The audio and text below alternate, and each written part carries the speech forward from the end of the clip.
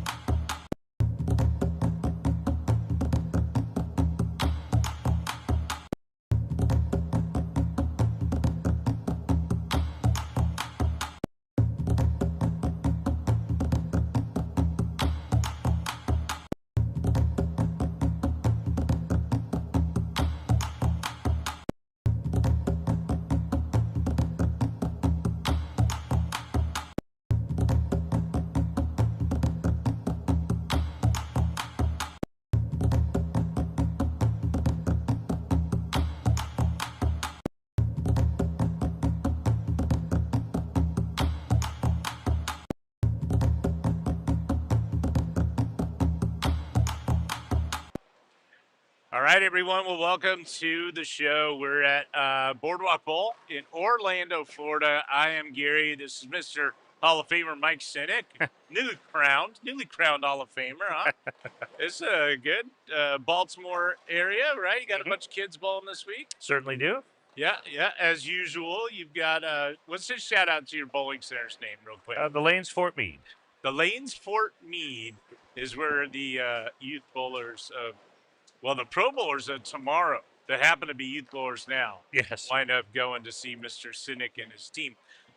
Mike, practice has just ended up. We've got a great crew bowling in front of us this morning. I am going to give you the pleasure of announcing who do we have on our featured pair, which is 73 and 4.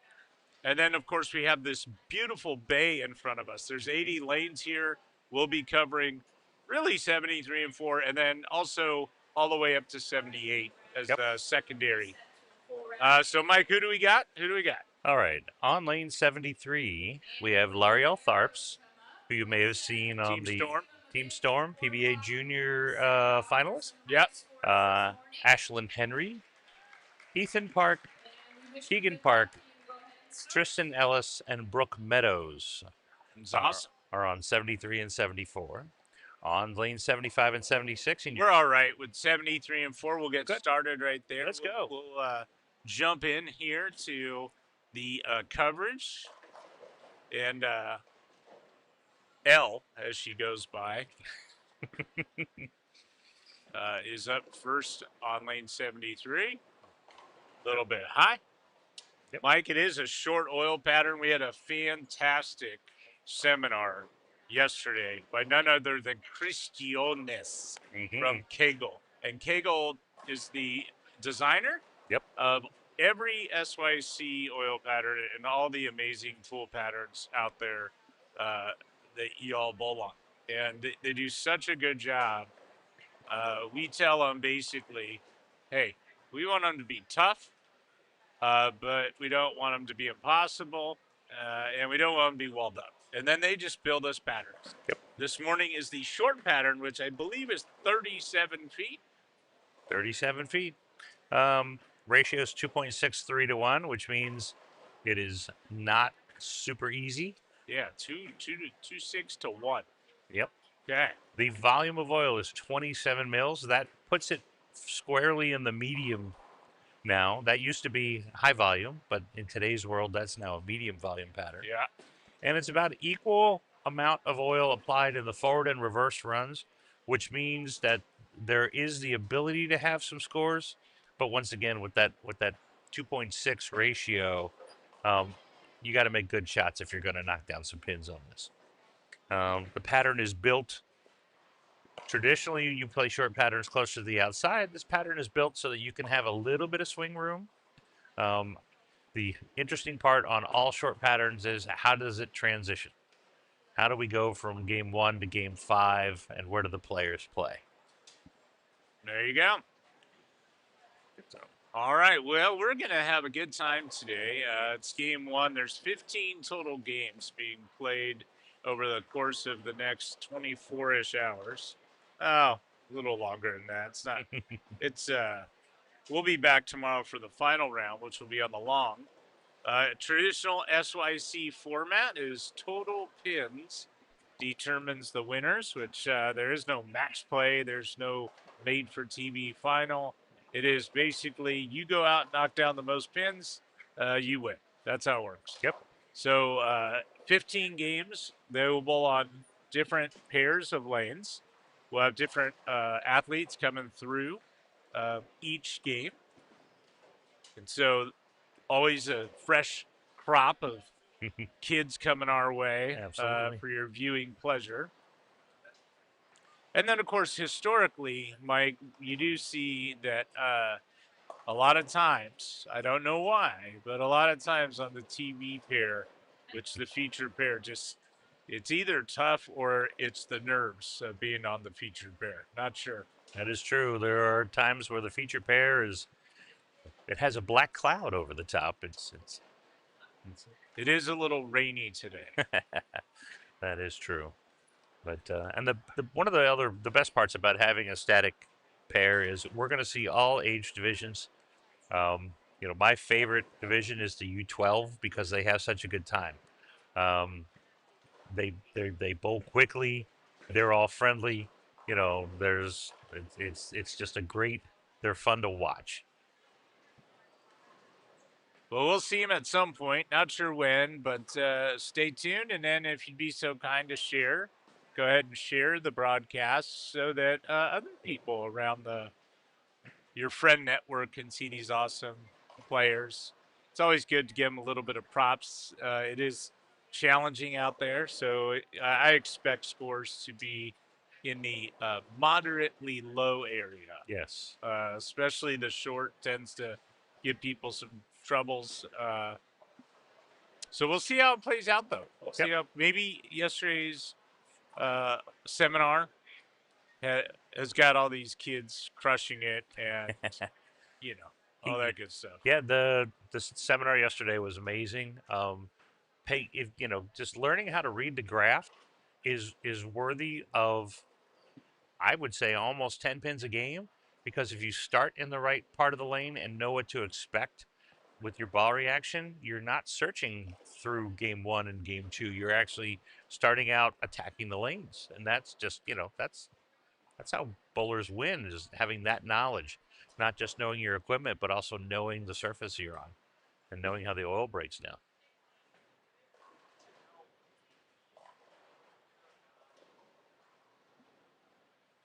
All right, we had an early shout out to Ashlyn, who's just right in front of us. Very believe. nice. She's Ashlyn Henry. Ashlyn Henry. Yeah, so we for the kids that did fill out a bio, it's kind of nice. We can chat about them. You've got. Can you find one of our players? Perhaps that's up. So let's see if Ashlyn Henry has a bio. Ashlyn Henry has a bio. Let's see. From Fayetteville, North Carolina. Fayetteville. Say it. Bill. Favorite center is B&B Lanes. I've never been. She's bowled in more than 10 SYCs. Had a top 12 finish at 2025 Junior Gold in Green Bay. No. Oh, Say it ain't so. Oh, yeah. That's great. Yep. Talk about a nervy tournament. Junior Gold. Man, the lanes are so hard. It's such a big, it's like kind of showing up to an Olympics or something. It's such a big event. It is. The format is difficult. There's lots of activity, lots of people, kids, parents, family members. To get through the qualifying and then into the advantages of match play is a feat amongst itself. If you get to the, into the match play, that is just a win. A win. And then, that's you're going through the fire to get that. Ashlyn says she loves Disney movies, but not like cartoons or animated movies. Also, she wants to say hi to Tamara and Roger Petrin with Mindset Gear and my grandparents and friends back home. Hello, people. Hello, people. Yeah, I've watched Ashlyn over the years, and I don't go to as many events anymore as, I once went to all of them, but not so much anymore. And she's gotten quite good, Ashlyn. Oh, yeah. Yeah, she's quite the player. Yep. So, they'll split in the second frame. She'll rebound. She'll figure it out.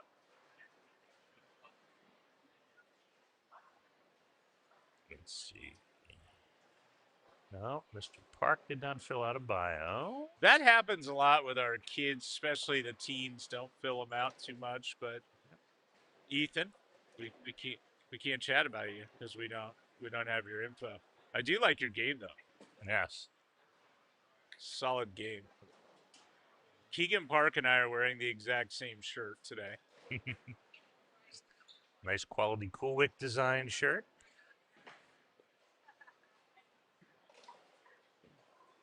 Ashlyn up here. Dead flush. Nice shot. Rebounds. All right, so a couple of the ground rules for all of you folks at home. The scoreboard is very hard to see. We try to show you the scoreboard so you can see how your favorite player is handling the oil pattern. And but we know that you might not be able to make it out or see it. So not much we can do. Will update some scores from time to time. We've got Keegan off with the front three to start. We're twinning, like I said, in our shirts. So he's got some good mojo out there. Absolutely. Let's see what Tristan does here. Tristan. Look good. Very nice. Nice how he got his hand through the ball, too. That was really good. All right. Very good. Coming up on lane 74 is Brooke Meadows from Titusville, Florida. Hi, Brooke. Good morning. She's played the violin. She loves Notre Dame football and country music. Wants to say hi to all of her family back in Indiana. Indiana. Yep. Indiana's killing it these days. Yeah. U.S. Open there a week ago. Patrick Dombrowski getting the win. Yep. All right, Brooke, spared up. My guy Ethan has a tricky 5-6. Yes. Win a little Brooklyn. Oh.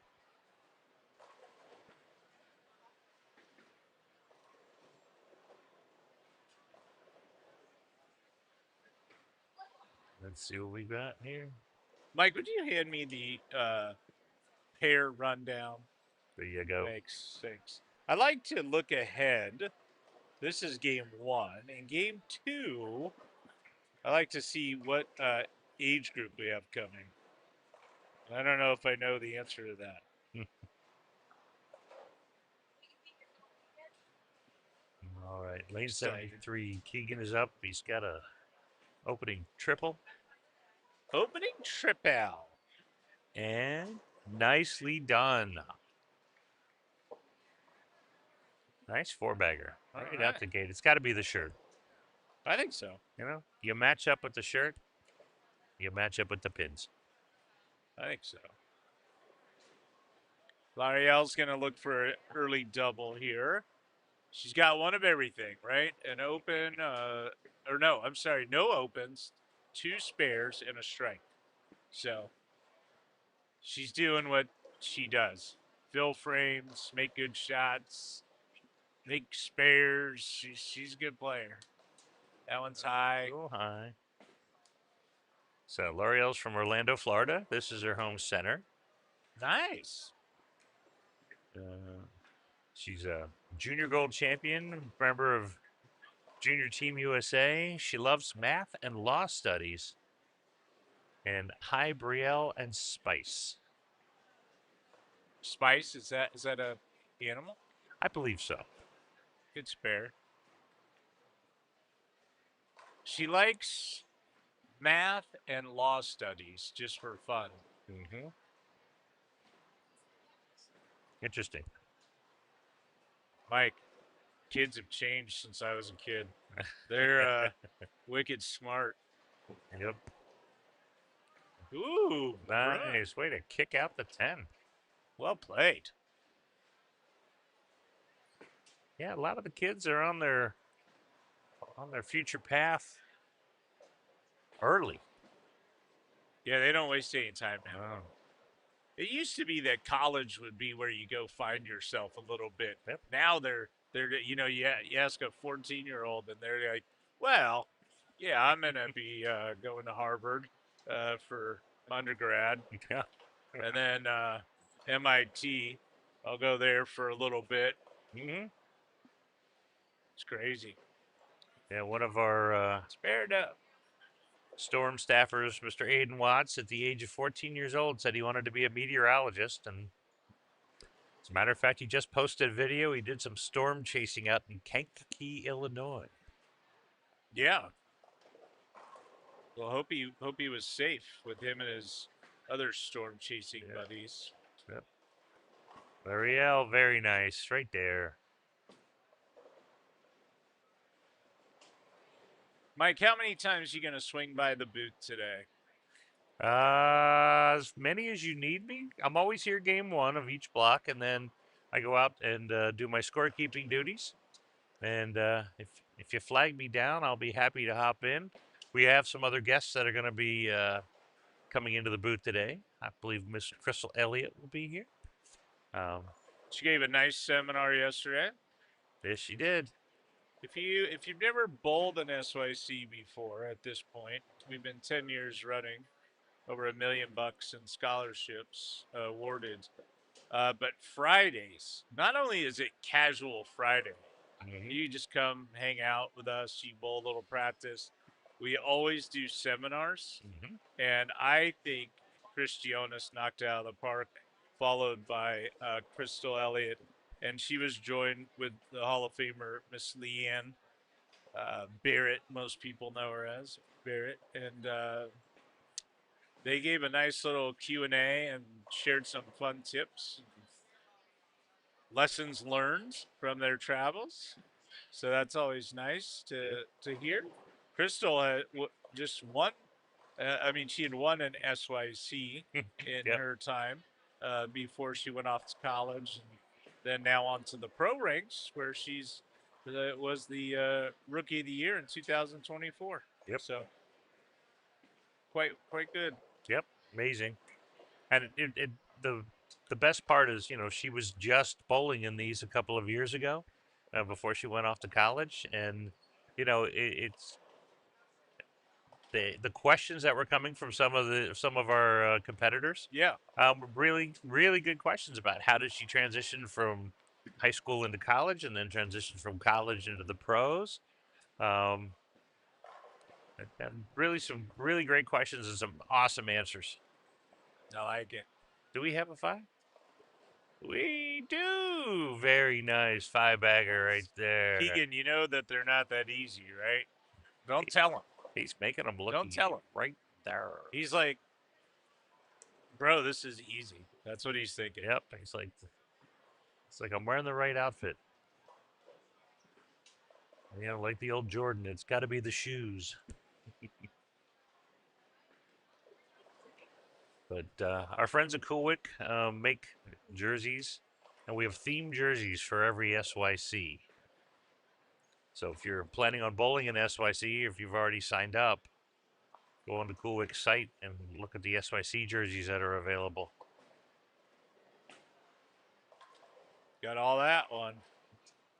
Ringing 10 on the double. Yeah. Tristan, he had to check his phone in between frames. Is that a new thing? Yeah. Yes, it is. It is? Yeah. Okay. Well. Now, if he's tracking his scores and his leaves and stuff, then he could be putting that in immediately after each shot. Okay.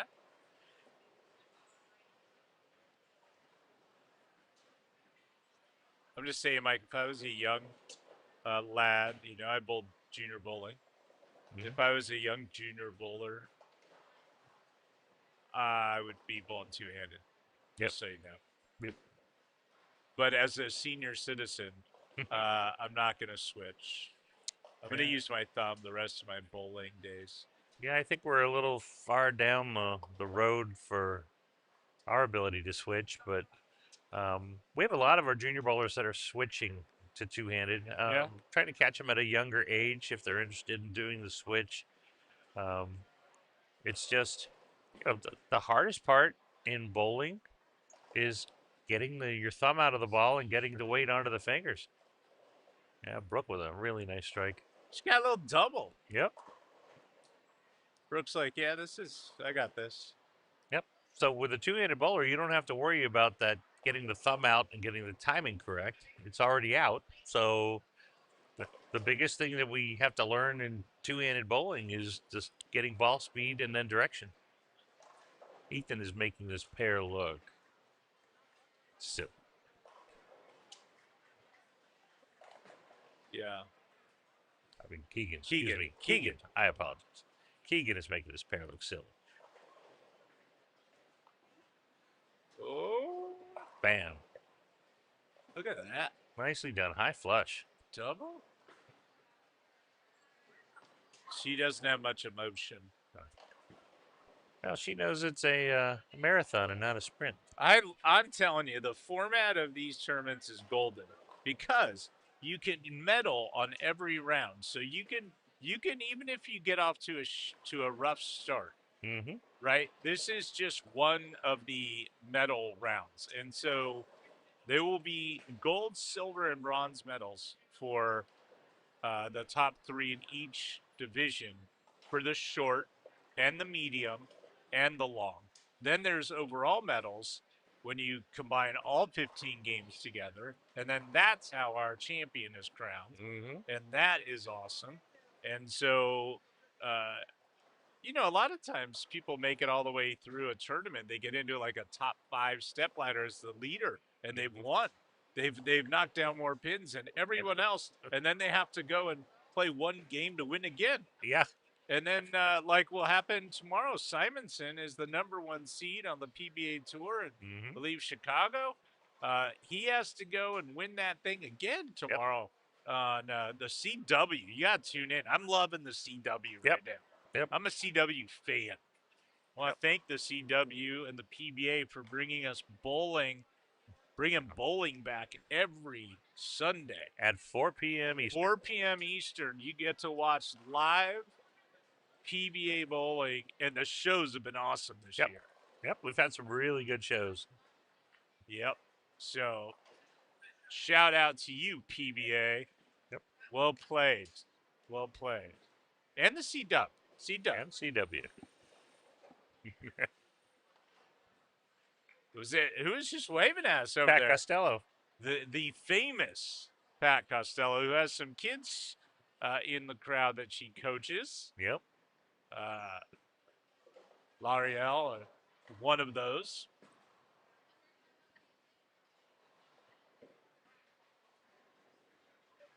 That looks like it's got a chance. Ringing 10. Ringing 10. Now we've got Keegan up on 74. Let's see if it can extend.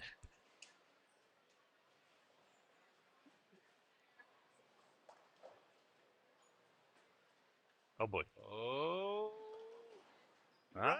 All right. Nice run. Nice little run to start. Boy, six-bagger. I could bowl a whole week straight and not get a six-bagger on a house shot, so you know. Oh, that is a rare thing. Yes, it is. That is. L missing a spare doesn't happen too often. That it does not happen. That don't happen too much. Let's see if Keegan can convert here. All right, folks. So listen, we said 80 lanes at Boardwalk. This is we're making plans for an event in 2027. A shout out to the general manager, someone you know very well. I know her because when Leanne bowled on tour, this was also one of the top players. Yep. Miss Kendra. Yeah. Kendra Cameron. Absolutely. Kendra Cameron can flat out bowl, and she is the general manager of Boardwalk Bowl, where we're at here. And she is not getting much sleep this weekend. And so, yeah. Thank you. Thanks for hosting. And we're working on some plan. Maybe a little, like I always like to give a little bit of, if you've tuned in and listened to us, then we know that you're here to watch the kids. But you have to hear our annoying voices. Then we're going to give you a little inside scoop once in a while. But we're talking about Storm Senior, something different than Storm Junior. If you happen to be above the age of 50, we've kind of soft launched this whole senior program for you. And we're going to work on some events in 2027. Yep. At least one. And they're going to be fun. And more information on that to come over the year. But right now, there's a Storm Senior Facebook page, and you can, go check it out. It looks like a spare. At the Storm Senior Facebook page, we have some tips from some of our Storm Senior ambassadors. Mr. Brad Angelo has posted some videos on ball fit, lane transition. I'll be providing some content also, talking about, for us senior folks, as we get older, what we need to look at in regards to our grip. And nice shot. Good job, Brooke. Four-bagger. No, four-bagger. Four-bagger. Right there. It's easy. So, yeah, Storm Senior. It's check it out. If you're over 50, I decided we're doing 50. We're not making you wait till you're 60 or 55 or 100 or whatever. No. You're 50 years of age. You probably use your thumb still when you bowl. And so we wanted to make thumb in bowling. Thumb in bowling. So Carolyn Dorn Ballard's coming to film some videos. And she's a great teacher. So that'll be fun. That's the end of this month, I believe she's coming. So, coming to HQ, she is to do some videos. Oh yeah. All right, a little lay of the land. We've got the camera angle you're looking at now. Kind of covers the feature pair, 73 and 4. Then to the right, you can see 75, 6, 77, and off in the distance lane 78. So you get a little view of what's happening here. Mm-hmm.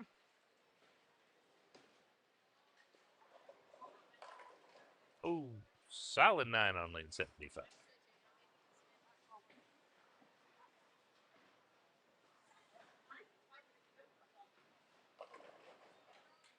Rook, hook it. No. Oh, No, no. maximum penalty. We don't like those. We're no 710s. We don't like the 710 No. here. Not a friend of the 7th.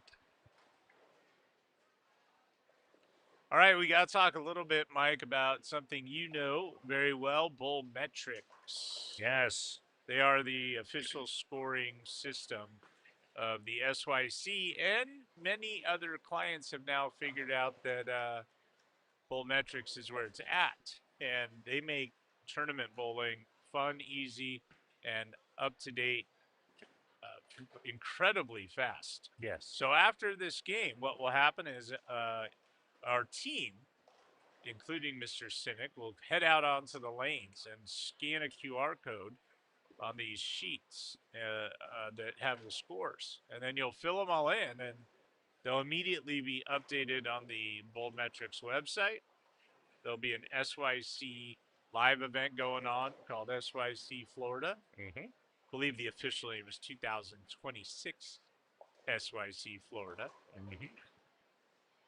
L'Oreal, get that one? Did it fall? Yes, you did. Yes. Yeah, and the advantage of Bowmetrics, and I've used it for tournaments in my bowling center, is that you don't have to wait for all the scores to go to whoever's punching it into a spreadsheet and have the sheet come out and pass it out on the lanes. As we go pair to pair and we punch in the scores, they automatically upload. So in this tournament, we've got multiple divisions, and as we go through the house, we take the scores off the sheets, and we have like the pair in front of us. We have a mixed pair with both boys and girls. It automatically sends the scores to the right divisions, so that the parents or you at home who are watching your favorite bowler can track their scores and see how they're doing.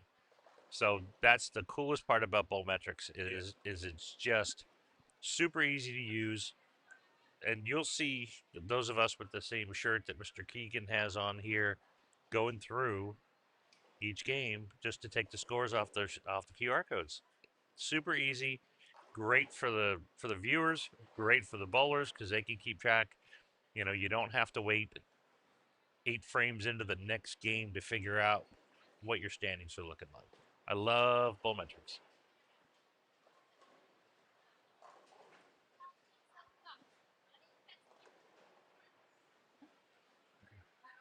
All right, we're getting to the close of game number 1 here.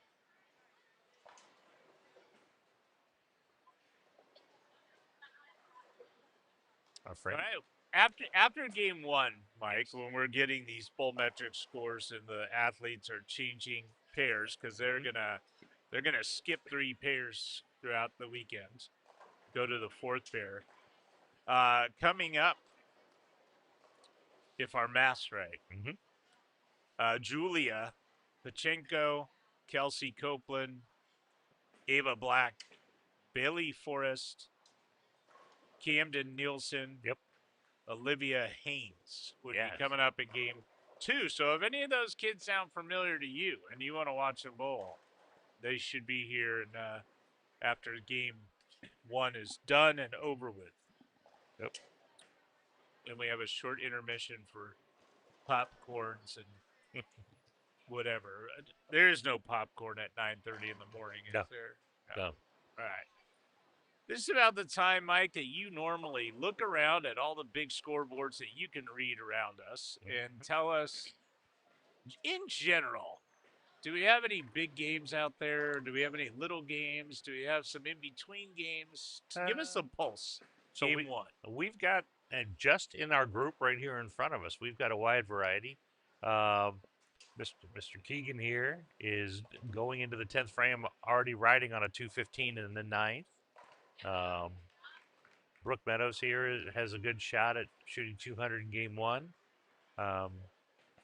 We've got a possible 227 over on lane 75. So we're, there's some good scores. This is actually one of the higher scoring sets that I've seen in regards to game one on the short. Short usually creates some problems. Now, on the flip side of that, and there's Keegan striking. Lane 72, we've got somebody already on a 230 pace there as well. But we do have some struggles. We have a bowler who's, hasn't gotten past 100 yet in the ninth frame. We've seen some 120s, but 156, 227. There's another 220, 164 potential. I mean, we've got actually a good spread of scores. Yeah. So reminder to the athletes and their parents. One, again, this is a very hard pattern. Yeah. 2.6 to 1, pretty challenging. And two, no one's ever really bowled on this pattern. I mean, they did get to practice on it yesterday. Yep. But this is new. So what happens is the transition and how it naturally changes over time is different.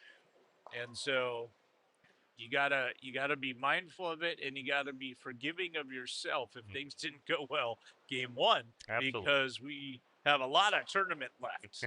So a lot of tournament. So true. You can really, I call it throwing yourself down the stairs. Early in a tournament, when just if you keep your wits about you, focus, figure out what might have been going wrong that you need to correct, and you can still climb out of it. We did have a few shout outs. I'm sorry I wasn't paying attention to the chat.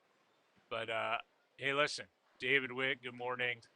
The one and only Malia Briggs, who's probably bowled today somewhere and has shot some ridiculous score because she's been on fire lately. Yes. And if you don't watch her or follow her on social media, she has a tremendous following. She posts lots of cool stuff. Yep. And so shout out to Malia Briggs. David Seiler, one of our longtime Storm Youth Championship volunteers from the onset, from the early days. Mm-hmm. Lives in Texas. Chris Wineman, Michael Pepe, good luck. So hi all, and thanks for shouting out your favorite bowler throughout the day. We appreciate it. Yep. And if they got off to a little shaky start, that's okay. A lot of ground to make up, a lot of time left on the clock. Yep. And if they got out to one of those nice, I mean, I always think if you bet 180, north of 180, that's a really good start. Absolutely. Really good start. So our friend Ashlyn here, Miss Henry, is gonna get up with 190. 190-ish? 190, almost 200. Yeah, almost 200. L'Oreal struck out for 225. 225. Keegan 235. Tristan here's got a shot at 213. Beautiful. This is one of the highest scoring live stream pairs I think we've started with in a while. In a bit. Yeah. Wow. All right. There you go. 212. Safely in with 212. My guy Ethan Park is still figuring it out a little bit. He's got a nice game though. He rolls it nice. There you Dead go. flush. Right there. That was money. There you go. Good shot. Well played. Well played.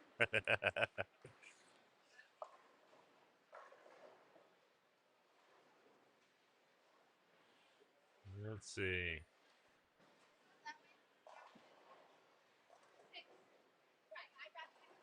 All right. Nice shot there from Brooke. She can shoot 214.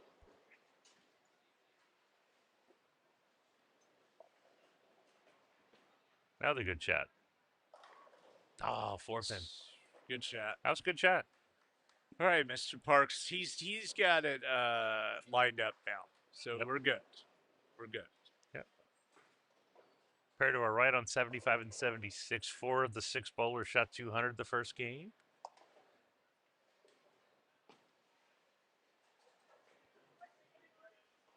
I'll be interested in seeing how this pattern transitions because usually the short pattern does not start out this high scoring. So this is going to be an interesting change. Brooks going to be in with just over 200. Yep. Great start. Mike, you're going to go get us some scores. Yep. We will be back for game 2 shortly. Mike will check in with you later, right? Absolutely.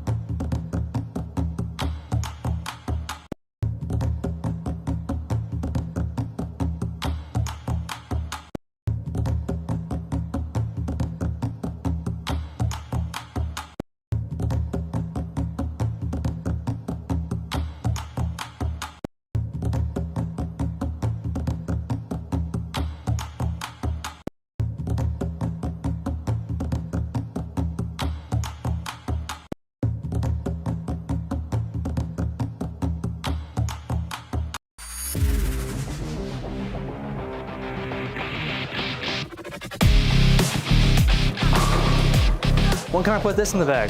Literally, it's clean, it's smooth.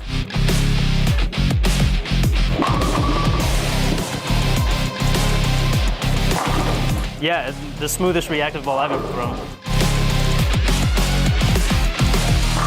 It's not gonna quit that range. See, that's the one I would have never got away with. I'm gonna be throwing this ball a lot.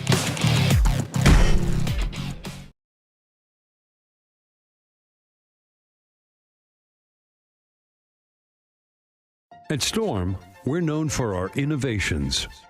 Take a look. You'll probably spot a few of your all-time favorites. The ones you trusted. Ones that changed your game. Ones you won with. Each one a step forward. Each a reminder that progress never sleeps. And the best part? We're just getting started. Storm. Still the Bowlers Company.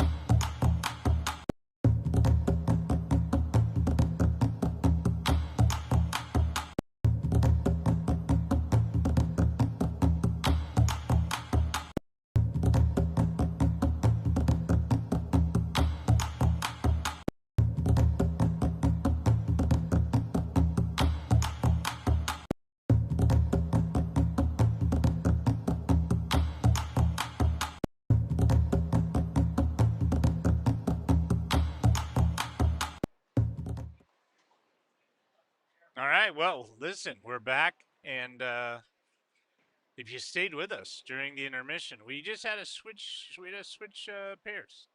So we played you a couple commercials, and we're back with a new set of bowlers. As mentioned, we got Julia, Kelsey, Ava, Bailey, Camden, and Olivia are all in the featured pair, 73 and 74. And then off to you're right on 75, 76 would be Emily, Lila, Emmy Lou, Danica, Chase, Milena are over there, as well as Carly and Ryan. So new crop for you here, getting up on lane 73, Camden Nielsen. And a two-handed player. She's giving it a little room, and she wheeled on it. Struck. It's a good shot. Well played. Well played there.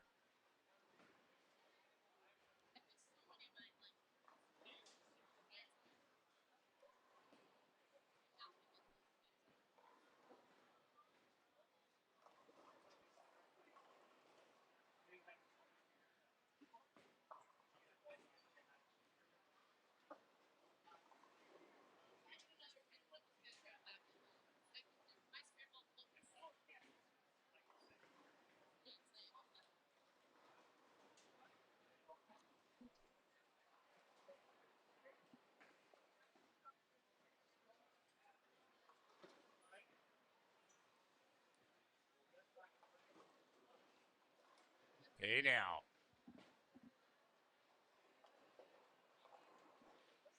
Wheeled that one back.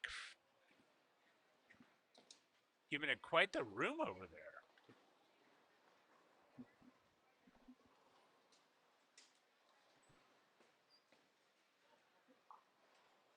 Looks like Madison is in here. Chops it. Start with a little open. Julia Pinchico getting up on Pinchico getting up on 73. She started with a strike.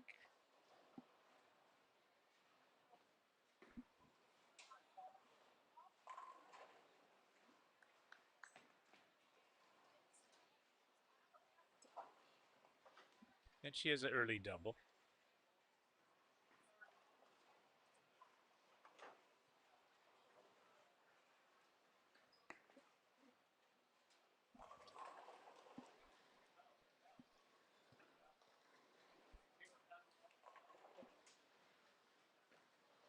Kelsey getting up on 73 from Texas. 16 years old. She's bowled a few times in the SYCs. Two-handed style. And that is going to leave the washout after starting with a strike. She just started two-handed in September. So new to the two-handed thing. It has been about 6 months or less. So she hasn't bowled. This is only going to be her second sport shot tournament since the change.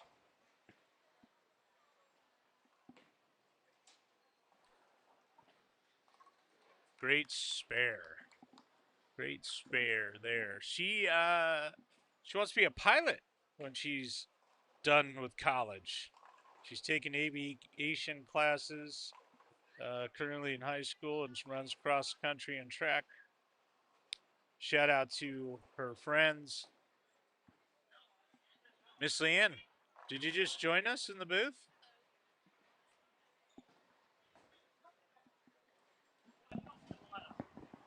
She tried to join us. You have to put the microphone down. Hello.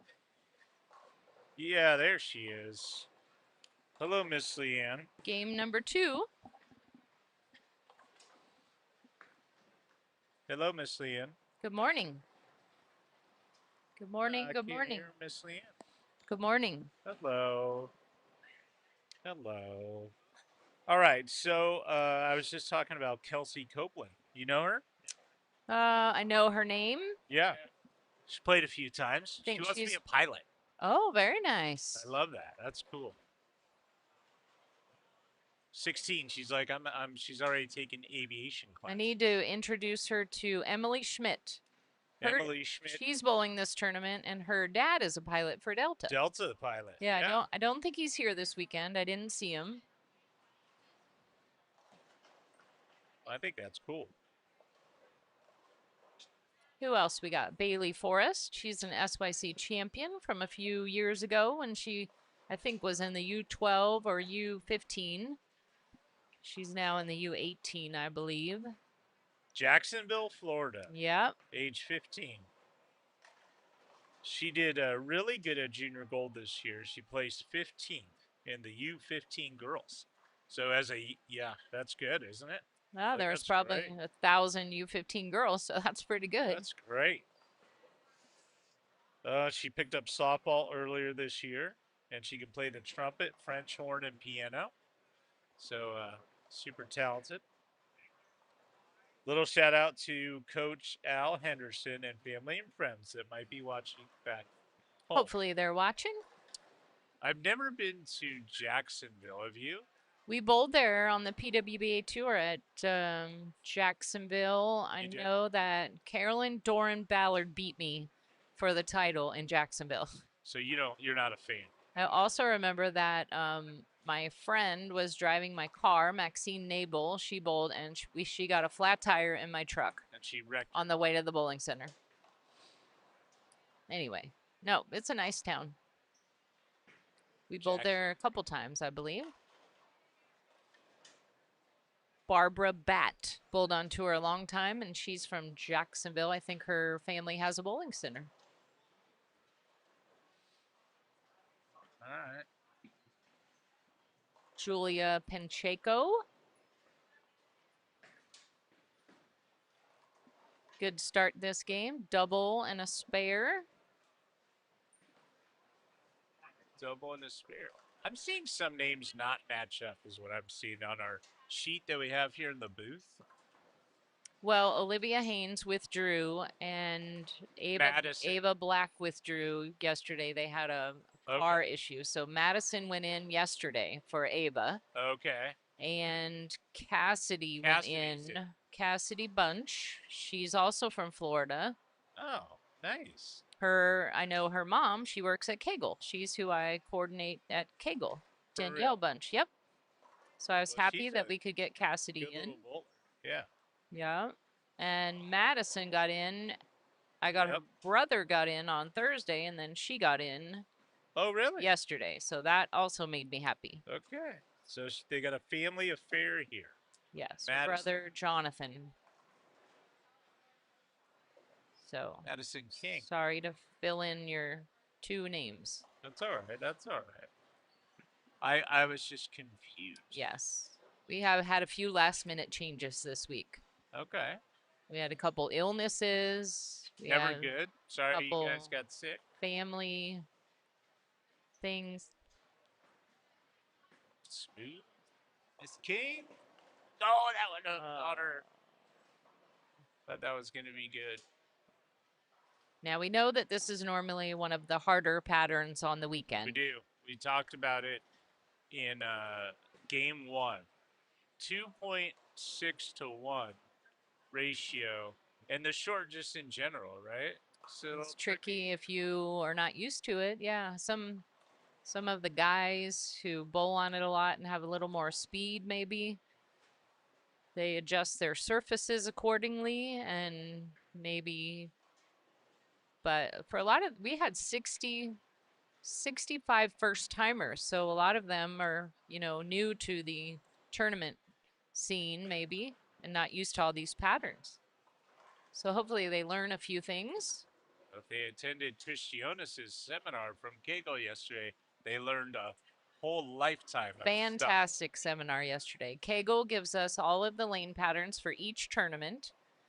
And since they are 1 hour from here, we asked them if they could do a seminar for us. So Mr. Christionis came up and did a whole PowerPoint seminar, and it was great learning. Lots of good info.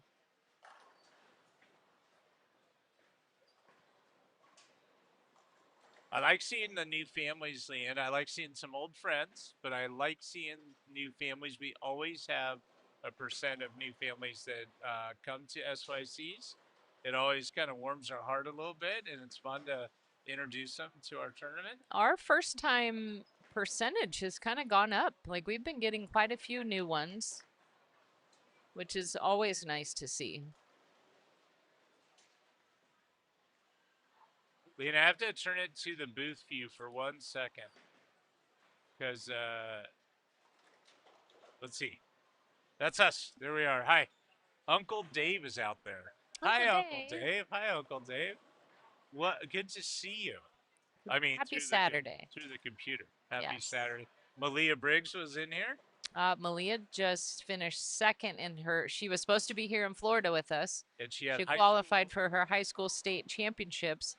And her and Taylor Kretz, who are friends, 1 and 2, and Taylor was victorious. So Malia came in second, which is very good.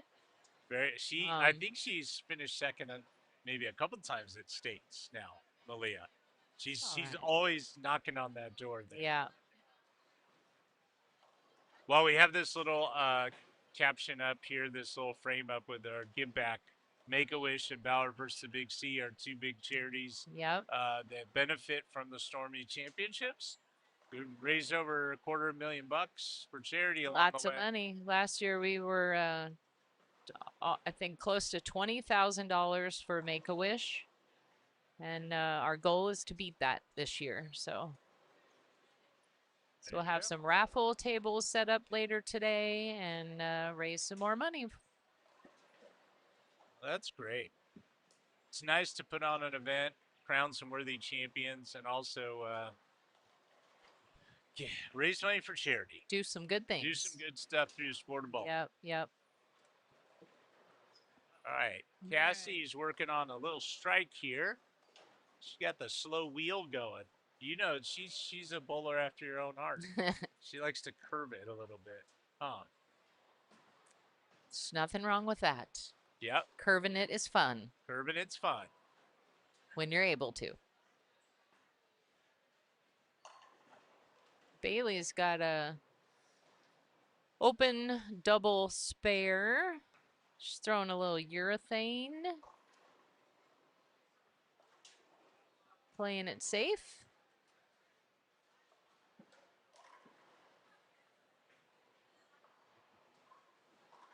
So in the game 1, you missed because you were out working and running the tournament. But some of the stuff that we chatted about was, of course, we've got this amazing, talented Hall of Famer in the building that is the general manager of Boardwalk Bowl. And how lucky is Boardwalk Bowl to have Miss Kendra running around knowing every aspect of bowling and business. You know what? This bowling center we've had some really great events on the lanes and off one year. And I was just thinking right now in this building, Kendra is a USBC Hall of Famer. Yep.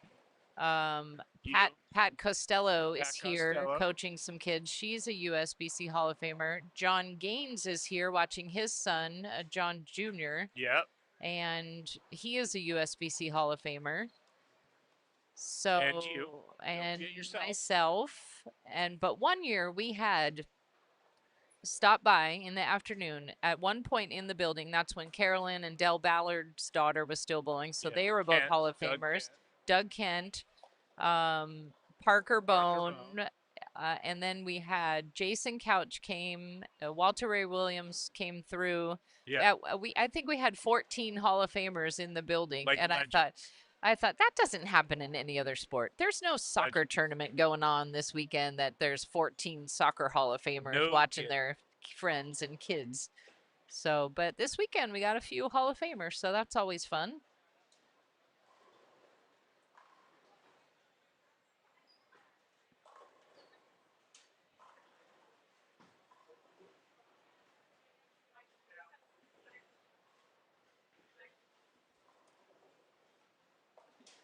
Looks like it's going to be a little rainy weather out there this afternoon, so this is the perfect place for us inside doing some bowling. You know, I like to give my unofficial awards out. The fun awards. Yeah, like, and one of them is always hair. Hair, best hair. Best hair. And right now, I've got Cassidy winning with the bow and her hair is She's on got point. the a la Verdi with the lucky bow in her Yeah, hair. like and a little Verdi. yes, yes. I like. Just early lead. That's all I'm saying. I'm watching Cassidy and who's the other one? Kelsey or Camden. They both have the same jersey, and I also have that jersey, and I could have worn it today. Yeah, I love that jersey. But I think the girls are always much prettier because they always have beautiful outfits on, and they're all wearing their lucky jerseys today.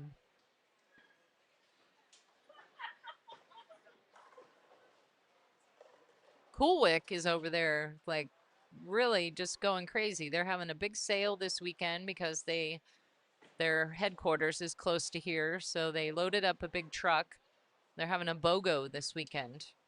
BOGO. The buy one, get one on the black bins. So everyone's pilfering through there, getting some good sale items. In addition to all the cool items. Yep.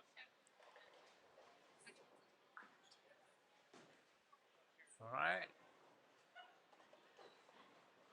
Yeah, it's nice having Gerald and Nick from Coolwick here. They're always so fun and nice. They love the kids. They're always hanging out and interacting. They'll come over here and live stream a game with you. Gerald usually does. Yeah. That's good. Well, he can't right now because he's busy. He's busy. Later. Bailey on left. Good shot. Oh. Almost, Bailey. Bailey. I think Julie is picking this up. You think? All right, that's a tough one. Yep. She's crushing it. Almost. Oh, I still almost had that. Good try.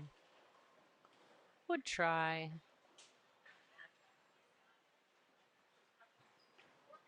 Liam, when you don't get to bowl as frequently anymore as you once did, obviously. When you come to these and watch the kids, does it inspire you and want to go home and bowl? Every tournament. Every single time. Every time I come to an SYC, I'm like, I'm going to go home and practice. Yeah. And I do need to practice because we're bowling nationals in a couple weeks. We are. We're going to Reno, so hopefully they inspire you this weekend as well. I'm ready. I want to bowl. It's been a minute for me since I bowled, but I'm excited. Camden gets a big double. She's got a clean game going. Strike spare double. Goody is in the chat, and he says it was great seeing Leanne at Jamba. I just saw Goody last weekend at the Jamba banquet in Sacramento, California. It was a great time. Thank you, Goody. Bechtels are in. We'll see them next month. Yeah? We're going to their home state, home area. Okay. Louisville. Gotta say it right. I was supposed to go to that, and then I got kicked off the rotation. Well, it's okay. Just You so can you still know. come if you want. So I won't see you. Leanne kicked me off. You can come there. Yeah. Well, I guess I can't because I was told I You're can't. the boss, so you can come. All right. Let's see if Cassidy can get something going. She might have made a ball change. She did make a ball change. She's wheeling them. Still trying to wheel on it. She's wheeling on. That one worked. All right. There you go. She got that one way right. Way curving. So Miss King was a last minute update.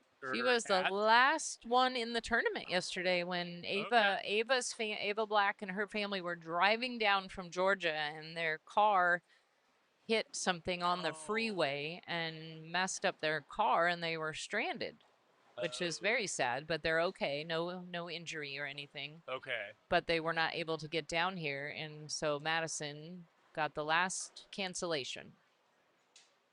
Yeah.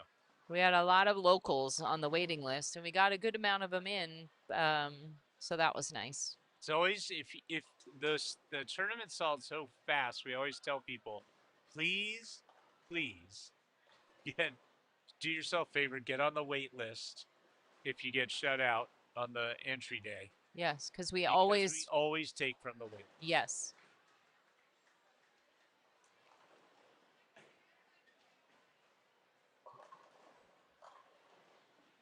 We always take from the wait list. All right, we got Camden working on a double. She has struck every time on this lane. She Yes. just hit the other lane, so let's see if she can continue on her good lane. Two-hander. Oh! Hey now. Nice break. Street bag guy. Rolled the two pin for a turkey. And we got a little smile out of her. All right. Let's see if Cassidy can bring it down. And good cover for Julia. Yeah. Cassie off the ball change. So, you know what? That makes sense to me why I couldn't find many bios. There's only a couple bios for a spare, so we went through those early in the game before you joined in. And I couldn't find them. Like, hey, girls, why didn't they fill their bios out? Well, we do encourage them, but some people don't. That was a good one. All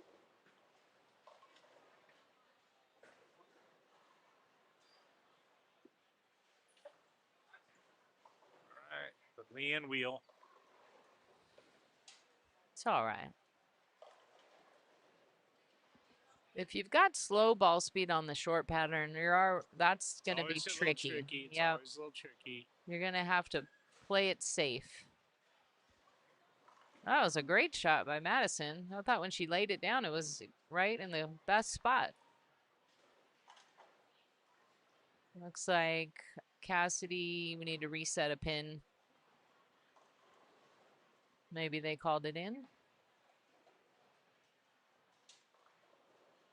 They had a great staff here. They're all on point, ready to fix any issues we have come up. Big bowling center, 80 lanes here. We're using 72 of them. 72.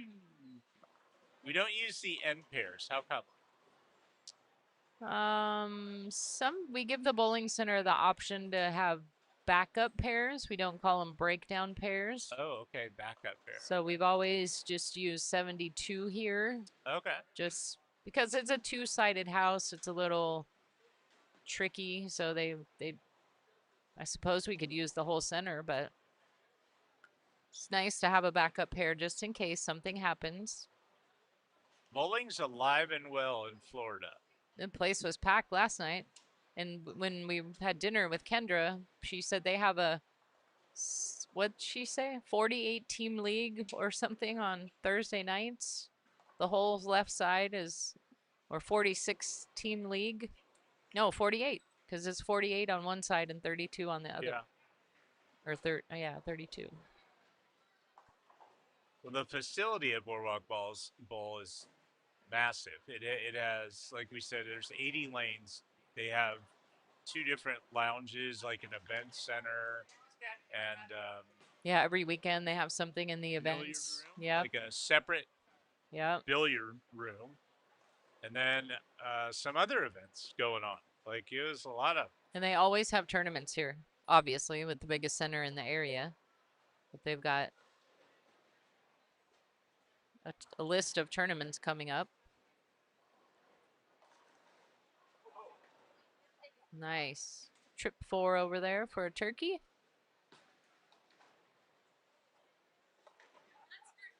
Camden's got a great game going. I don't know what she shot the first game. Maybe not so good. I'm not sure if those are the scores from the first game. No, I don't think so. Might have been the pair before you. Yeah. Oh, another trip 2. Wow. Trip let's 2 go. on 73. Let's go. I like the trip 2s. Are we making another ball change? Looks like it. He's on it. We maybe. All right. Kelsey here. That is left. Left by a bit. Left by a bit there. I think it's the one thing you can't do on the short pattern is miss left. Unless you're playing the gutter, then maybe you might have a little left room. Someone joined in, said the Tuesday night league fills the house. 80 lanes. Amazing. So Not probably can't say too many other places in the country have that going on.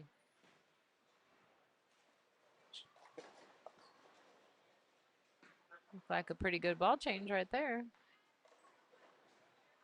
looked like a ball change, and it looked like she threw it a little firmer. Yeah, and maybe cut a little angle out Well, of it. yeah, a like- little straighter. She's making some I adjustments. think that's a good direction to go. It's a good Cassie. strategy. Straighter is probably more beneficial on the short pattern. Cover up that spare. Good girl. Just a wheel on it, covering it up. All right, well, Miss Leanne, so now what happens next for you? Are you stress-free or stressed out as the person running this event? I'm always a little stressed because I want everything to be perfect on the weekend, and some Yep. things are, out of our control. We wanted the scores. So some bowling centers, we use A, B, C, D, E, F. Some have the ability to put the names in and have them move pairs, but we're always a little cautious that it's going to work. We were a little cautious and it worked. So that is great. I think it's nice for the families and the kids bowling to have their names up there. And then the medalists from this round, so the top 3 in each division will get a bronze, silver, gold.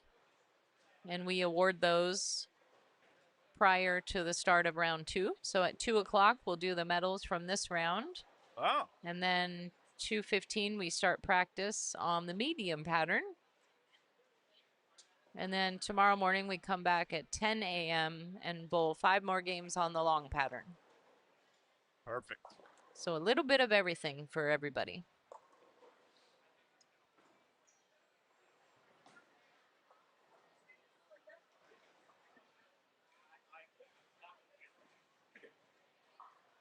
Next game, looks like you might have the last batch of U18 girls, maybe U15 girls coming over here next game, and then you'll have some boys pairs come through.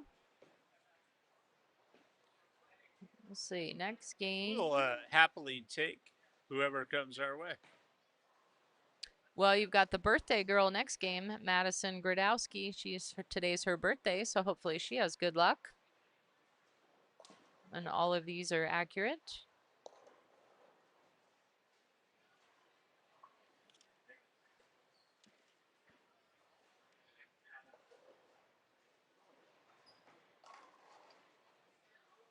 And then maybe Kendra will come over in game 4 because her son is on the live stream pair. Oh. I'll tell her. All right. Tell her to come. And you chat. have game 4, you have 14-time champion Trevor Mason.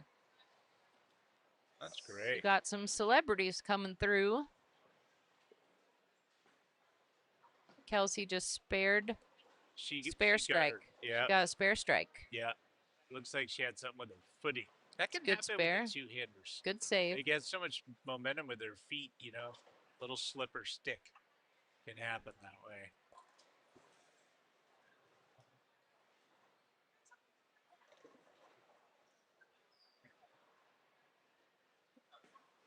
All right. Oh, we got a Brooke.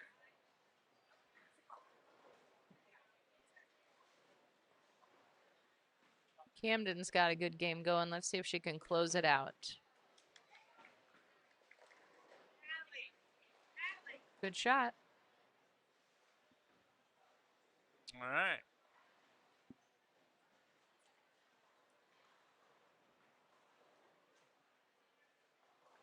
Leanne, where's the next SYC going to be? Jeffersontown, Kentucky, Kingpin Lanes in just outside of Louisville, suburb of Louisville. Louisville. Beautiful bowling center, another two-sided bowling center, but it's 26 and 24, so it's 50 lanes. Okay. Newly renovated, brand new. So we have a sold out field there of 150. That is April 18th and 19th. And then we're going to a brand new, we've never been in May, to Nutmeg Lanes in Fairfield, Connecticut. Okay. And then our Super Slam will be in June at the wonderful Ashwaubenon Bowling Alley in Green Bay, Wisconsin, one of my favorite places. Yeah. Yeah. Beautiful center. They call the alley. It's a bowling alley. I want them to Matt, change it. No, I like it. No. They're sticking with tradition, and I they're know. like, Matt Orvis and his team are like, yep, no. It's not an alley, though. It's so nice. It is so nice. And they got the big Neoverse wall. They got all the cool stuff up there. Yeah, they got this crazy masking unit, flat screen. Yeah. Giant screen. And they are a great group of people up there. I can't wait to go there. Is there truth to the rumor that you're moving there? I'd like to retire in Green Bay, or maybe I could just be a snowbird. Yeah. Because I really have never been to Green Bay like in winter. Yeah. And yesterday, Matt Orvis texted me a forecast of 24 inches of snow, and he said, "This is why we're not having SYC in March." Oh. Yep. So maybe I'm a fair weather Green Bay person. Yeah, it sounds like you are. I think that's you're okay. Another ball change. So everyone's trying to figure it out right now. Yeah, the lanes are changing. That's the way it's supposed to be. So I like it. I like the changing of strategies and trying to sort through it all. That's good. Well, after all that awesome work, Camden split in the 10th. She's still going to have a great game. 2-0 is good, and hopefully she's happy with that. Looking around, I don't see many 200s. I see a 233, but not much. So 2-0 is definitely on the plus side. 204 for Camden.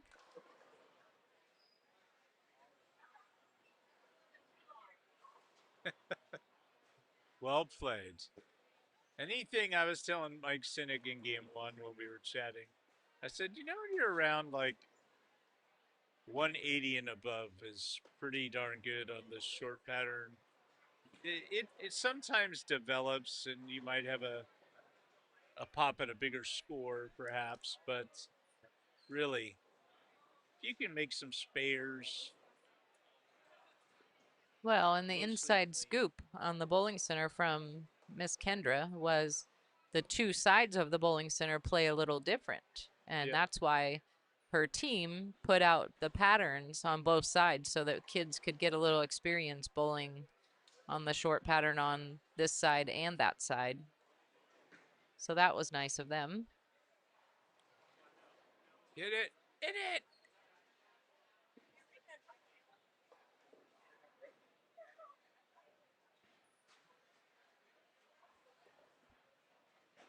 Oh. Did she miss it? Oh, yeah, I thought she had it. Fell in the gut. Just fell off. Kelsey has the Platinum Ford Storm Spare Ball. She's from Texas. Yeah, but Platinum Ford is one of our biggest supporters of the SYC. Yep. Platinum Ford, Adam Vincent, he does good things for bowling in Texas, and he supported the SYC Texas. His ball's going down the lane here in Florida. That's cool. And he brought a bunch of those to the tournament and gave them away. We randomly called out lane numbers and kids, and they all got to grab a couple of them. That's awesome. Yeah. There it is, the Platinum Ford bowling ball. Making an appearance in Florida. It's awesome. All right, let's see if Madison can finish out strong.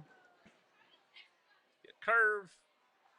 Oh, she just missed All it. right, cover that up. All right. Leanne, thanks for swinging by. I know you're busy running the tournament. Thank you for coming to SYC Florida. We miss having Blair here this weekend, but you don't often with your work schedule get to come to SYCs anymore. And so I'm happy that you are here and got to meet a bunch of the so new great. families. Yeah, I want to get out of this booth and go talk to every single person and go, hi, I'm Gary. Oh, all right, Madison, shake it off. All right, folks, we'll be back for game 3 in just a bit. Leanne, let's go get some scores. All right.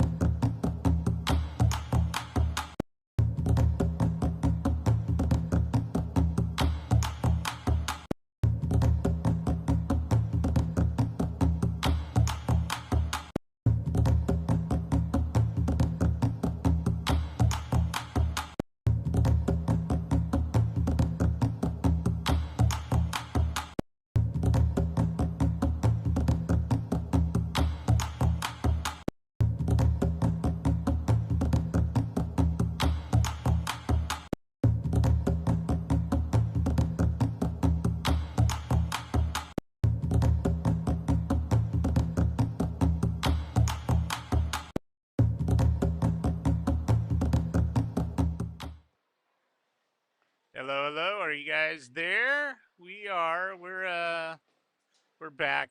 We're back for game 3 action. Game 3. Let's see who we got on the pair this game. We got Abby, Olivia Shell, and Olivia Watson. Ariana, Daisy, and Madison. Here on the featured pair, just off to the right on 75 and 6. Kendall, Harlow, Jane, Anna Lee, Sadie, and Emily. are bowling just off to the right. So, here we go.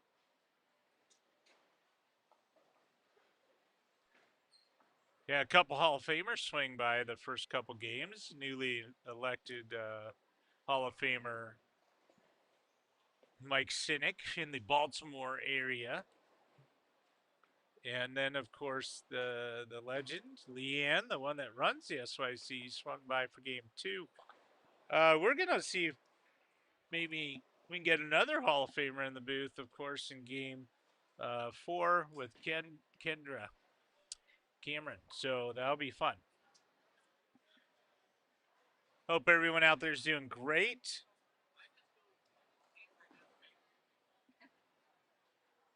And hope your favorite bowler's off to a good start. We did talk about the oil pattern. The oil pattern is 37 feet in length, and the ratio is 2.6 to 1. 2.6 to 1. So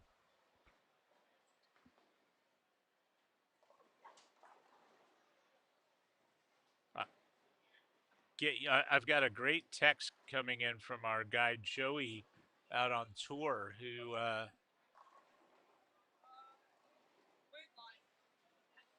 he had pictures of Simo leading the leader for the PBA. Should be on the CW tomorrow, Sunday, 4 o'clock Eastern time.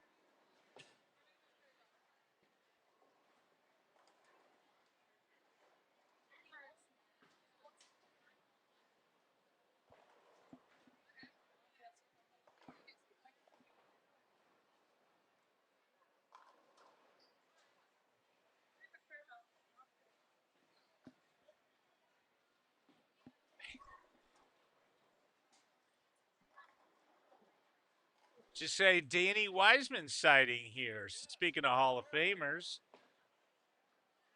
just popped his head in the booth to say, hey, none other than Danny Wiseman. That dude could bowl. Woo. What a player. All right, let's see if any of our featured pair has gone and put in a bio for the event, so we can learn a little bit about them.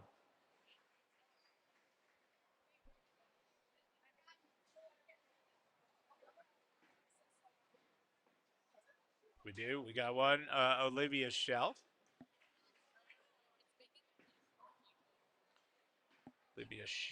Olivia. Colorado Springs. This is her favorite practice bowling center, Mega Lanes in Malaysia. Age 13.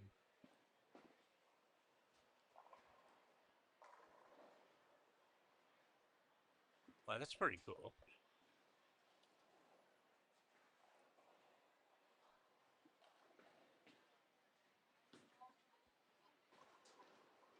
She has had her first 200 clean game just last week. Now this was last year actually. Her bio is from last year, not from this one. But September 2025. She plays basketball and the violin. Shout out to John Hughes, Elizabeth Hughes, and Tommy Jones. Tommy Jones.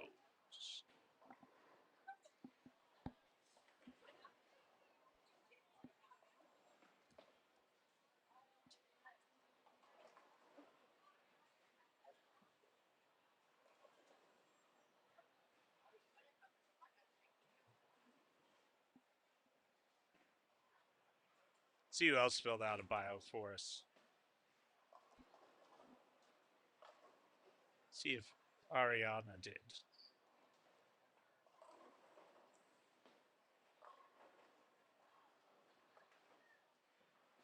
Yeah. Ariana Oliveira from Beacon Falls, Connecticut. Nutmeg Bowl.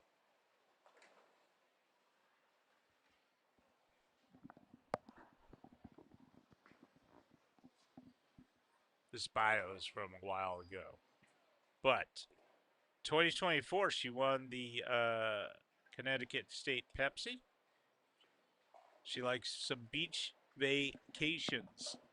That's what she likes. Going to the beach, going on vacation. Little shout out to Mom, Dad, Chris Fiore, and Nutmeg Bowl family.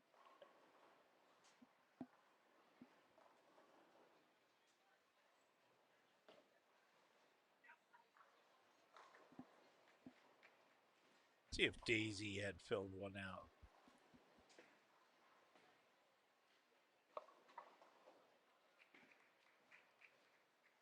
Daisy's filled it out. Favorite. She's from Hanover, by the way. Daisy Newton. Hanover, PA. The lane's at Fort Meade, where Mr. Mike Cynic was.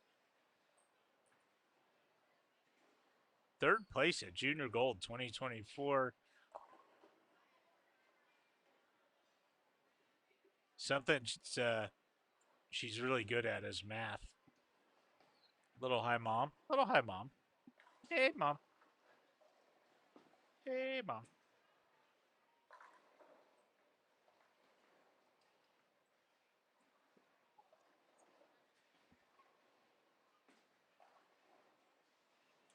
All right, we are game 3. We're getting through it, folks. And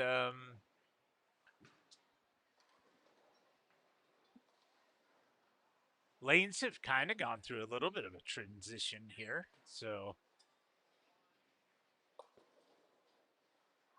I'm curious if they're going to open up a little bit. It seems like most people have been playing them, 37 feet. They've been playing them to the right for sure. Not as far right as I would have thought on the right side anyway.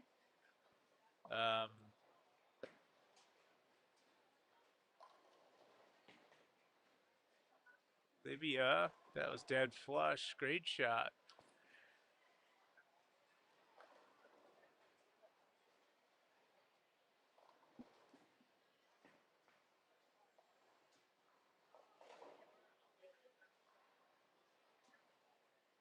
Madison up here on the right lane. Working on a strike. And does not get them to go.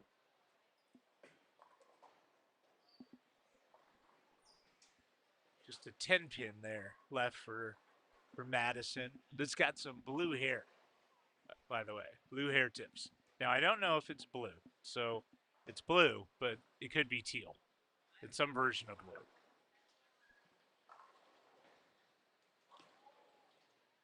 So good spare.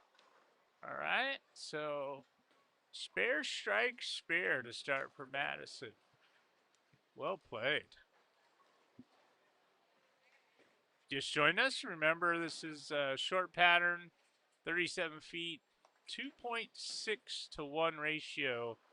So not very forgiving. Not very forgiving. And the scores tend to show that early on. Sometimes we've seen where the lanes will open up a little bit toward the end of the rounds. Sometimes not. Kind of depends on how they played them. I think our TV pair, 73 and 4, has a chance to look pretty good starting in this game 3, 4, 5. Daisy's in. Olivia's dancing. They're rooting for each other. Now Daisy's dancing. Everyone's dancing.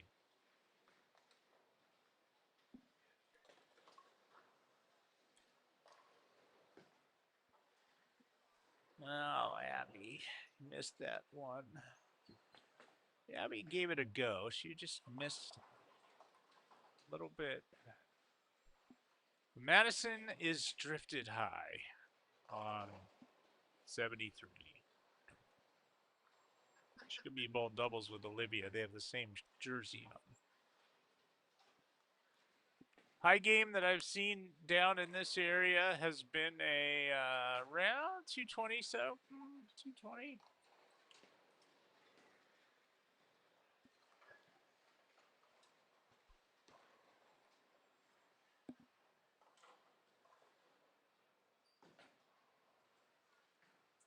Couple little shout outs here. Root for Daisy.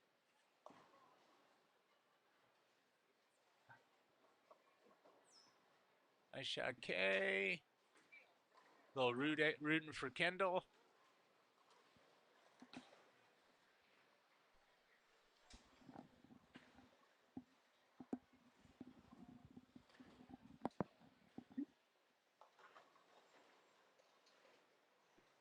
Abby goes high. I like what Abby did there. Checked her foot. See where she slid so she can make an adjustment. That is a savvy play right there. She wanted to see where she slid, and she'll make a move on that lane for sure.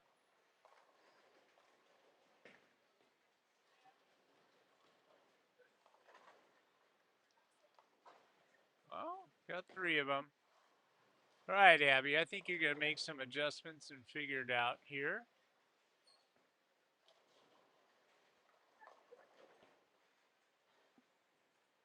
Miss Watson. Good spare on 74.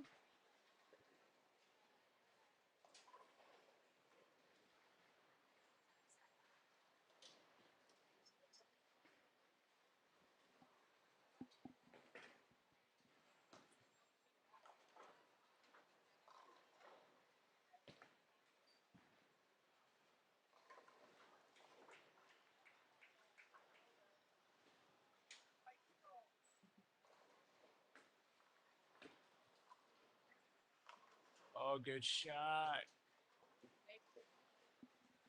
Good shot by Ariana here. She just 10 pin. She's got a nice game going. No opens, no doubles. That could have been a double. So let's keep it clean here with a spare. Just 10 pin. No, we jinxed her. Jinxed her. All right, so still cruising along.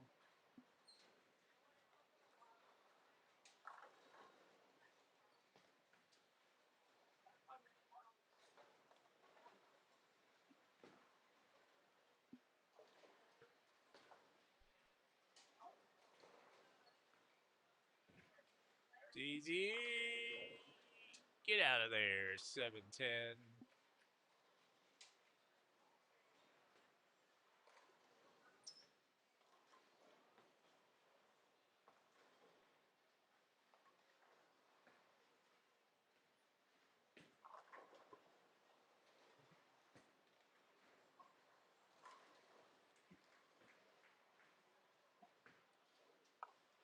Good spare.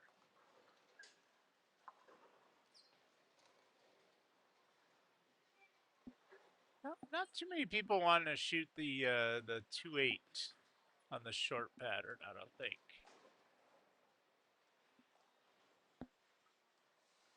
All right, Daisy needs a rebound. Went from almost a 3-bagger to almost a 7-10 to open frame here.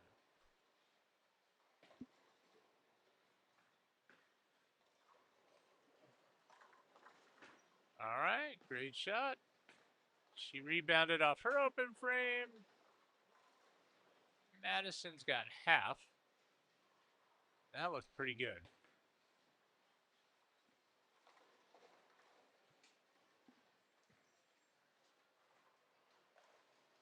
Looks like coming up games 4, we're going to have some, maybe some U15, I think, are making their way here. 14-time, I think 14-time champ is going to be headed our way next game. I believe it is Trevor Mason. Trey Bees, Elijah Gray, Eli Shin Lucas, and Little John Gaines, who's dad, Big John Gaines, is Hall of Famer. And Little John has just gotten into bowling. Like he's kind of played a few different sports, I guess, and he's just now really figuring out some bowling stuff. And this is his first SYC, so it'll be fun to watch him play.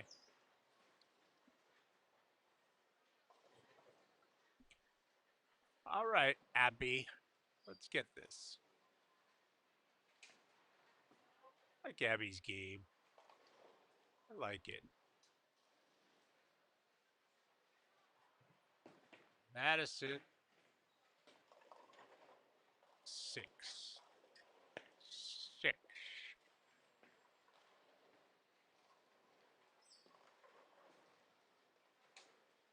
All right, folks, if you are tuning in, we say thank you. Hope you enjoy being able to watch some of the youth bowlers from across the country compete. We got all different age visions and all different skill levels because everyone's at a different spot in their bowling journey. And so you got to keep in mind the lanes are tough and everyone's learning here at the SYC. We did talk about KEGEL. They do develop all the oil patterns for us, and we enjoy working with them. They're so fantastic.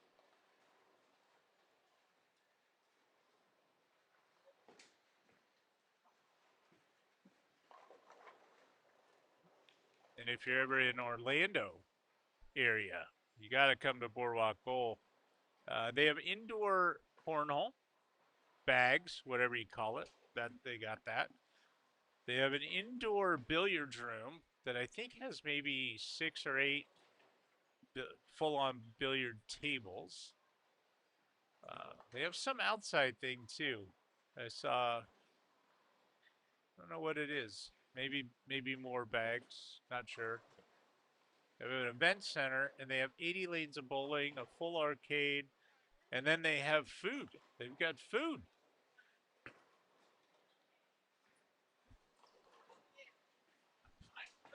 I don't know. She left a while ago. She left me a while ago. We had Hall of Famer Pat Costello looking for Leanne. I said, Leanne left a while ago, dude, run scores. She's gone. She's gone. She's out running the tournament. Anyway, Boardwalk Bowl. You got to put on your to-do list when you come to Florida. I don't think it's very far from all the parks. It can't be too far. I want to say someone said maybe 15 minutes or something. Plenty of hotels, restaurants. Great area. Great facility Boardwalk Bowl is. So have a great pro shop, which is run by Bowlers Mart. My guy Anthony is in there taking care of everyone. Said he drilled 30-ish bowling balls yesterday. 30-something bowling balls drilled.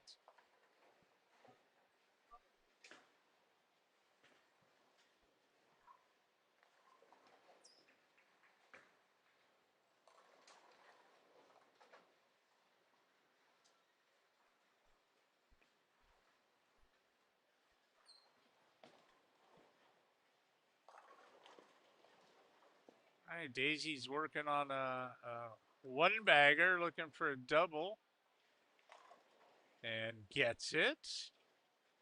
Good little rebound after the 7-pin. Couple frames ago.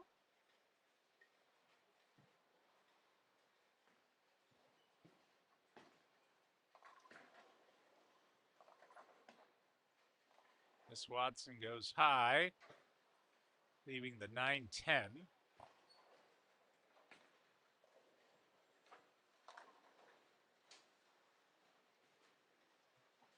Madison also a pinch high off.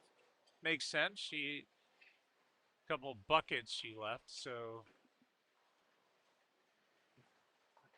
Oh.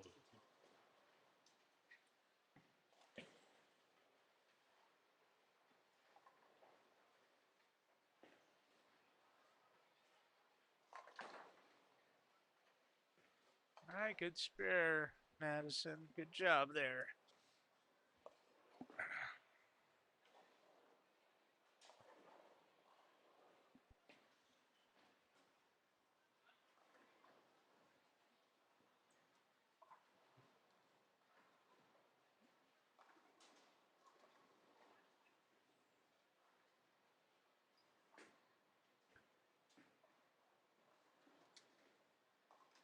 Bob says the tacos are amazing here, I guess. Yeah.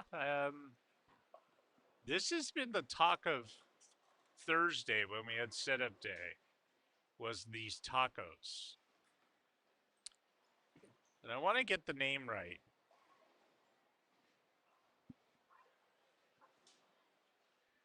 It's some new taco franchise taking America by storm here. Let me find out what it's, Taco Tingo or something like that.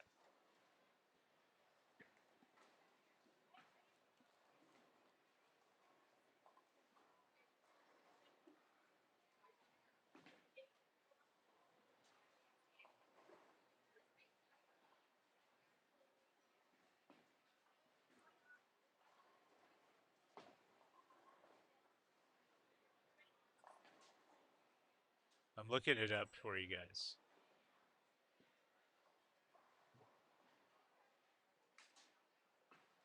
Taco Tango.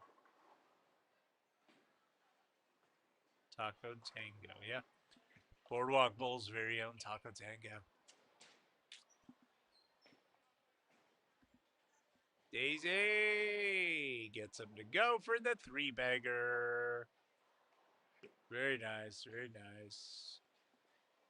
Girls have dance moves. I think that's awesome.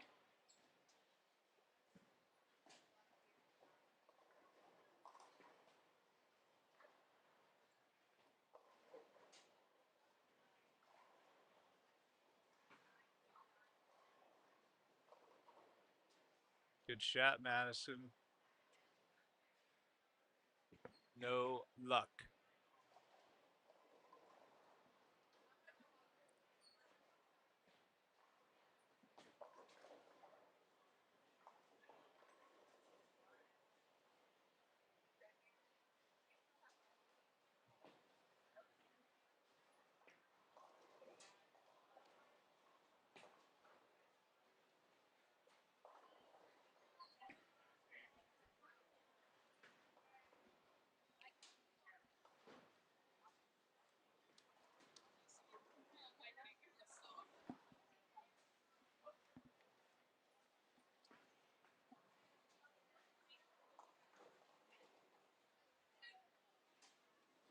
John's rooting on Kendall, who I believe is on the 75 and 76. And having a pretty good go of it this game.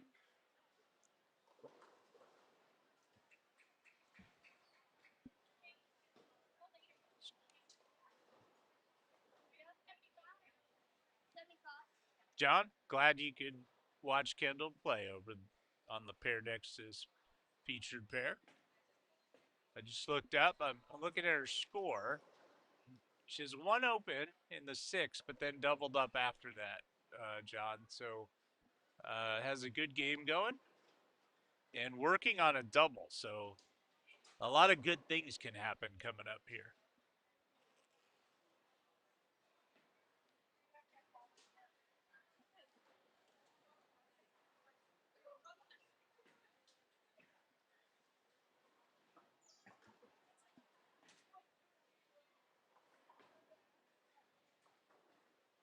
Just saw Stevie Newton cruise by talking to Daisy Newton. I think Stevie, bowling just a few pairs away, has won over 10 times SYC.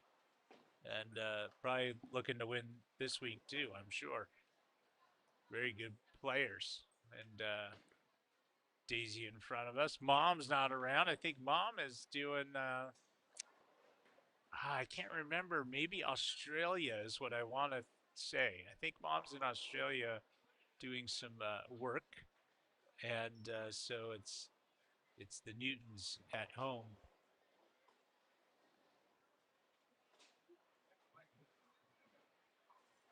Oh, Daisy come up a little short there.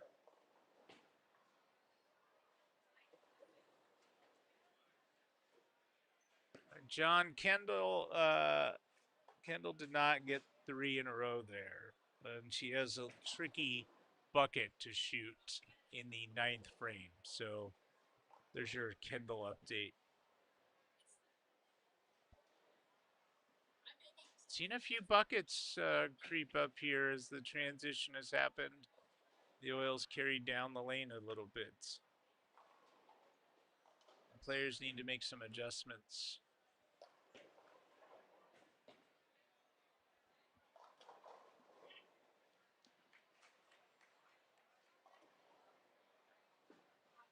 Madison with the big strike in the 9th. We're winding it down. 10th frame coming up for the players on the feature pair. Olivia Watson finishing her 9th. She has some good ball roll. Olivia rolls it good. Some good bowlers on this pair that all just are trying to figure it out, and they haven't figured it out yet. Now the good news for them is they get to go to another pair and figure it out all over again. So never-ending puzzle that is the sport of bowling. Ariana just got that one wide. Just got it a little wide there.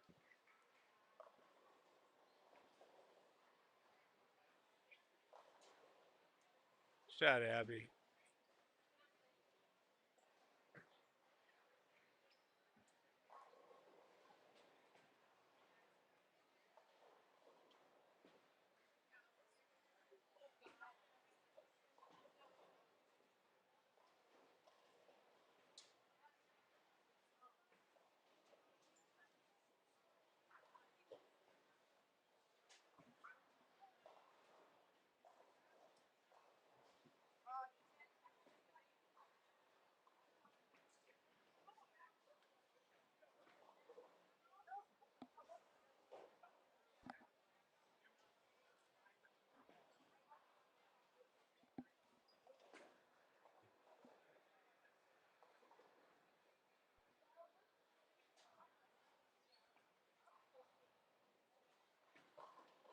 Daisy.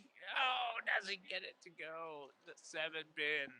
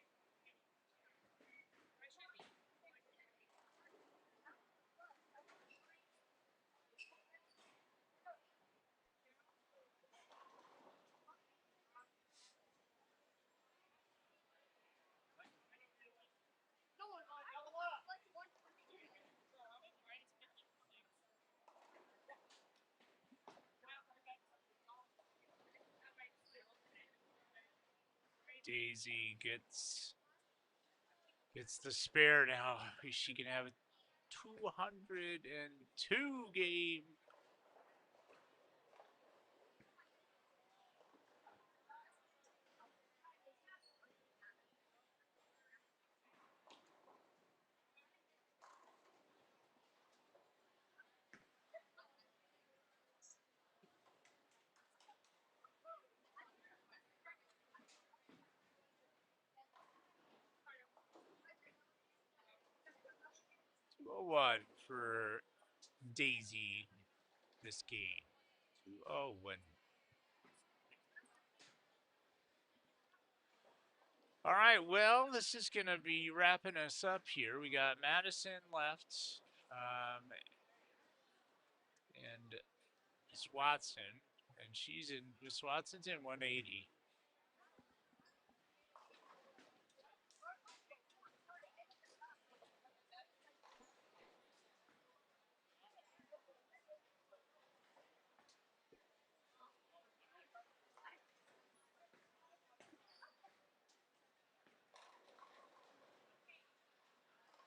All right, Olivia's in at 183. Nice solid game there. Madison chops it. She bowled so much better than her score. We'll be back for game number 4 in just a few minutes.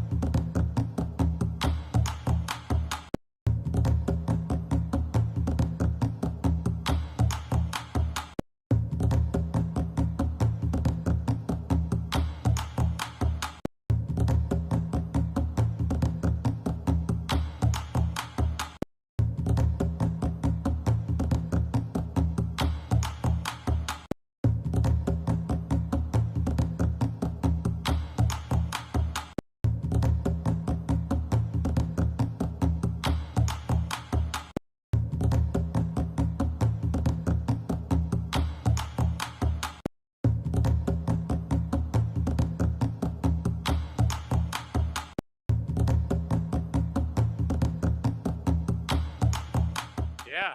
Hi. What's up, people? We're back. It's going to be game number 14. 14.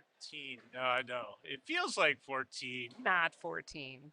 And we've got the Hall of Famer and our host, Miss Kendra, in with us. What's up? Hey. We've been bragging about Boardwalk Bowl this whole morning. I appreciate it. I am so excited to host the SYC and see the future of our sport here. This is so fun. And the kids seem to be having a good time. I will say I see some frowny faces here on the short because it is hard. Yeah. But And yeah. you have the inside scoop. So I've been waiting to chat with you all morning to give us the inside scoop because this 80-lane center, and you've got one side that has more lanes than the other side, right? Yes. So how many are on the other side? We're in the high side right now. So yes, so we have two sides, affectionately the 48 side, so 1 through 48. Okay.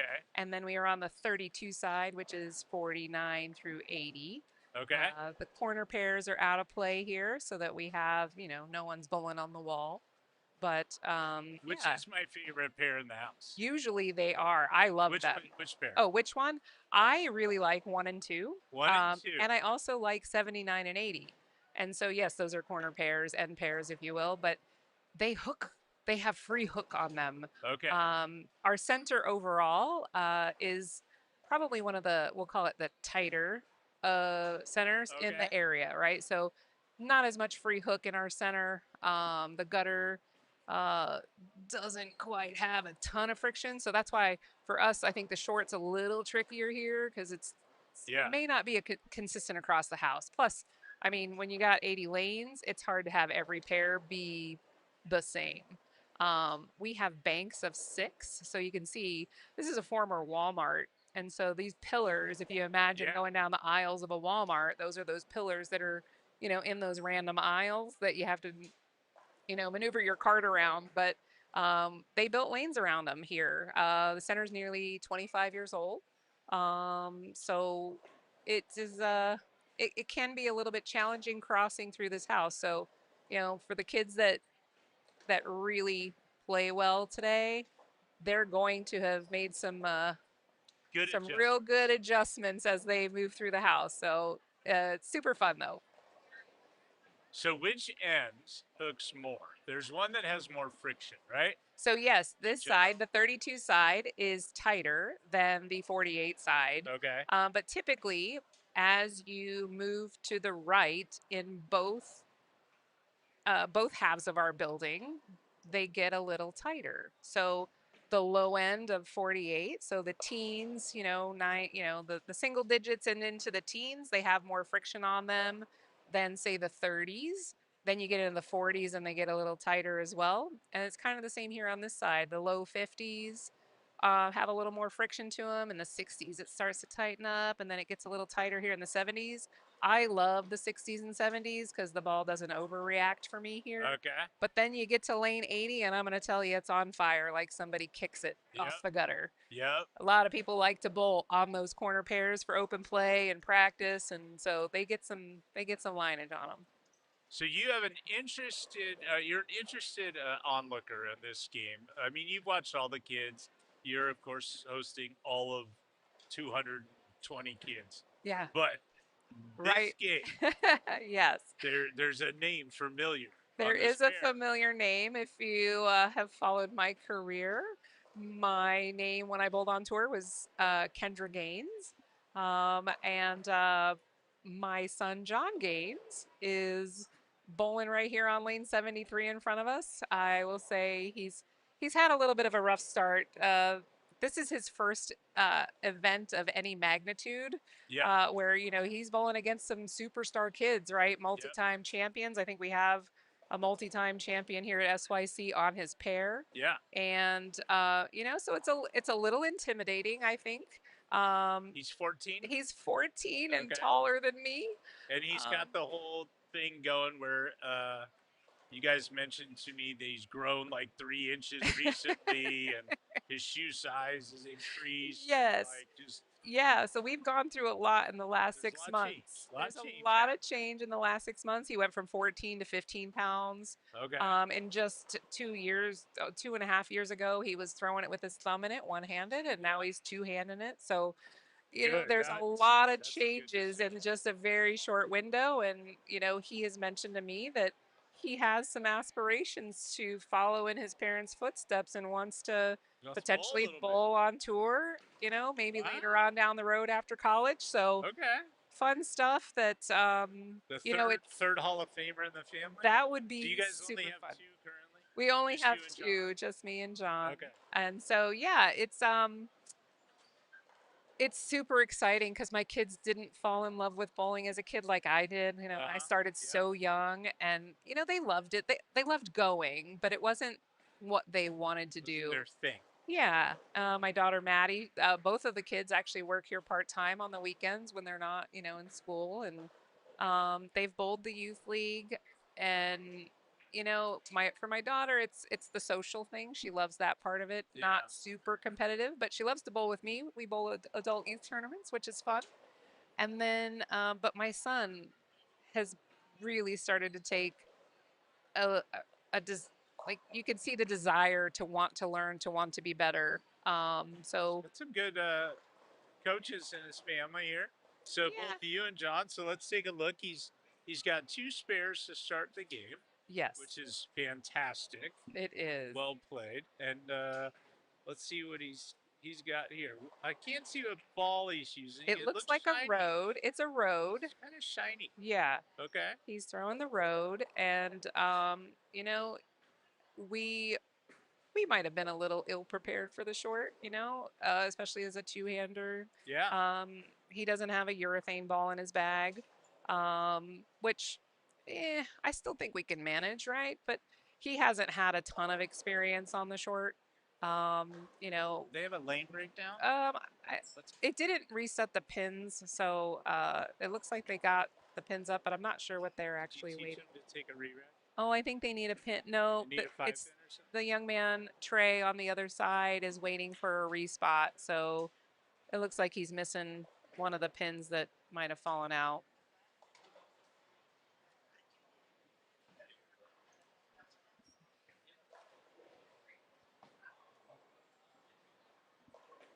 I'm listening in Yeah, this conversation. it sounds like it needs to have the 3-pin added, the 1-3. Yeah, it looks like they need to respot the 1-3 on the left on lane. the left lane for the young man Trey, Trey Bees. So I think one of the parents just went to the front desk to take care of that. Oh, that one actually looks pretty good. All right, look at that. Look at that. He uses the whole approach, so he's not. He needs a bigger runway eventually. Yeah, he's got some pretty long legs. Yeah. Dad's pretty tall for those of you who don't know. Does he go by John Jr. or just John? JJ actually is kind of his nickname. Okay. He's actually not a junior. Their middle names are different. But okay. But yeah, super fun to watch. I'm super proud of him for giving it a go and battling the nerves of the first couple games. And hopefully he settles in and it really enjoys the experience, because that's the coolest part about youth bowling, right? Is that the kids end up rooting each other on and cheering for each other, high fives around. Girls were just all dancing on this pair last year. Yeah, that's so fun. All right, Lucas with the 210. Yeah. Over there. All right, Lucas, this is his first SYC. Oh, nice. Yeah, and he's from Port St. John, wherever that is, Florida. Port St. John. I feel like that is East Coast. But he's got 6 YBT titles. Nice. Which is great. Yes, there is a youth bowling tour here run by Andrea Roberts, Brooke Roberts' mom. Yeah. Okay, yeah. Yeah, Brooke just recently won the Orlando PWB regional here 3 weeks ago, somewhere right around there. So yeah, one of our former youth stars here is now gone on to college and now going on the PWBA tour. Super fun. Sweet. I like this. Tell us something cool about yourself. And he says, I'm good at making connections with people and how I make friends jealous of my skills in bowling. Oh, wow. He is pretty skilled. He says hi to mom and dad and all the family and friends. Fun. That is our Lucas on this pair. Very cool. Just 210. John, what did he leave? He missed a headpin? Oh, it looks like, yeah. I missed it. Was listening to Lucas's shout outs. Yes, he had shout outs. Does John use a spare ball? He does, but I think mainly for just right side single pins. Okay. And I think that's some of what gets you into trouble on this short pattern, right? When you want to hook it and the middle of the lane doesn't have a whole lot of holes in it. So you got to kind of navigate how much it's going to hook in that middle part. And makes them a whole lot harder, especially when they're in bunches. Clusters are tricky to shoot on the short pattern. Following suit with every teenage boy in America, the kids didn't fill out any bios. So. Oh, goodness. So we don't have to look those things up. Find out what's I will tell and you, cool about it. I got to watch this young bowler here, Trevor Mason. Trevor Mason, the first game had the front 8. Oh, he did? It was impressive. Like he was labeling it, right? Like just so solid. And I believe he left a 2-pin. Okay. I think he shot 260. So I want to say he's up to 14 titles right now Wow. in the SYCs. Yeah, and he's been bowling them. Obviously, when he was a little U12 kid, he would come out and he was just crushing the U12 division. And then he went up into U15 and doing well. And I don't know. that's Good, crazy. good little bowler. Great little bowler, great parent dedication, right? Yeah, yeah. Bowling all of the They're all of the cruising all events. over. That's fun. Fun. I remember road trips. You? I totally remember road trips. So Road fun. trips were so fun for So you fun. bowling. Imagine it now. Want to go back, and if I went back, I'd be a two-hander. Definitely. 100%. Definitely. I've actually joked that I want to give it a try. Yeah, I want to give it a you try. should. Why We'll not? league that way this summer. That sounds like fun. What we got going on there? We got another little, looks like we're resetting pins again. Elijah's all matched up with his outfit here. Yeah. He's got dots of paint and maybe Rubber a ducks. purple duck. Rubber duckies. They're all ducks. Yes, they are. Colored rubber duckies. Okay, it took me a minute to figure out. I thought there was like a duck. But Nope. no, they're all duckies. Yellow, pink, green, purple. Yeah. And I love the bubbles. Real quiet guy. He lets his clothes do the talking. There you go. There you go. All right. Well, now look, is this how it works? The GM sits down. Yes. And it looked like they were waiting on a ball return. It seems like a pin probably got in the way of the ball door, but balls place are on is the way run back. I see them. flawlessly. It's been an amazing morning. No issues. I think we did get rain today, though. That was something we talked about. Yes. That we were hoping rain would come all next week, not Yes. this weekend. Not this weekend, right? We have SYC Yes. rain. So this is the start of spring break for our kids, our school kids. Okay. So, we don't want it to rain while we have no lanes available for open play, because rain tends to bring everyone in and want to play inside. Yes. So we were hoping that we would get to Sunday afternoon before it rained. Before the rain came. But we got a little bit today. But we'll have some lanes available after the medium pattern this afternoon. So the early evening we should be good. And tomorrow we'll be here in the morning for the long, and I am looking forward to it. I love hosting big events. I hope, meaningful events for our kids to play in. It just, I don't know.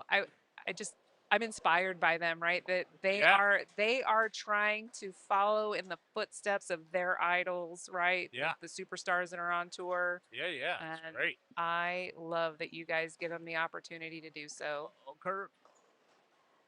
Super close. Super close. Game 4 and 5 on the short, it's just going to be a little tricky, right? Following across and Yeah. they've got a lane timing out here for something.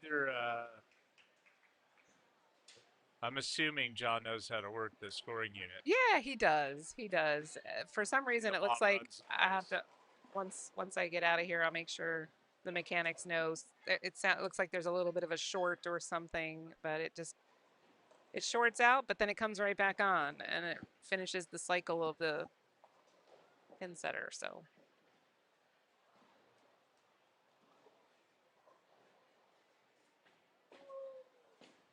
It looks like it dropped another pin out of it. Yeah, we're missing. The middle of the lane hooks a whole lot. And so when you're curving it at those spares, if you don't get it a little bit to the right, it's definitely going to take off on you. So what else happens in this bowling center? We've been talking about all the various random things that happen in this particular bowling center. There's wrestling. There's outdoor. We talked about the billiard center. Yes. We talked about indoor cornhole. There's something outside. I don't know what we have handball. Handball Yes. outside. Handball. We have a large group of, I would say it's mainly men, but there are some females that come and play as well. Handball. And handball, it's like racquetball, but with your hand. Yeah. Yeah, of course And you have that. Of course we have it. Of course. We have the An space for event it. center. You've got a fancy restaurant. We were talking about Taco Tango. Taco Tango.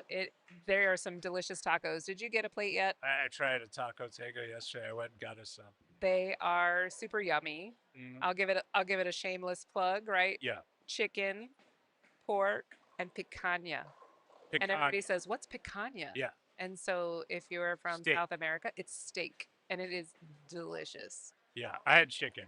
Leanne and I split some chicken tacos yesterday. They were tasty. Yes, they are. They are tasty, and yeah, you can get them right here at our grill, and you can actually order them to go on all of your favorite delivery apps. Taco Yeah. Tango Orlando. There's my shameless Is plug. is this the first Taco Tango? This in is your the bowling first. center? Yes, this is our first location. We have 2 other bowling centers here in the Orlando area. One in Winter Park, which is Aloma Bowl, and the other is Airport Lanes up in Sanford. And yeah, we now have 3 Taco Tango locations. Working on some more.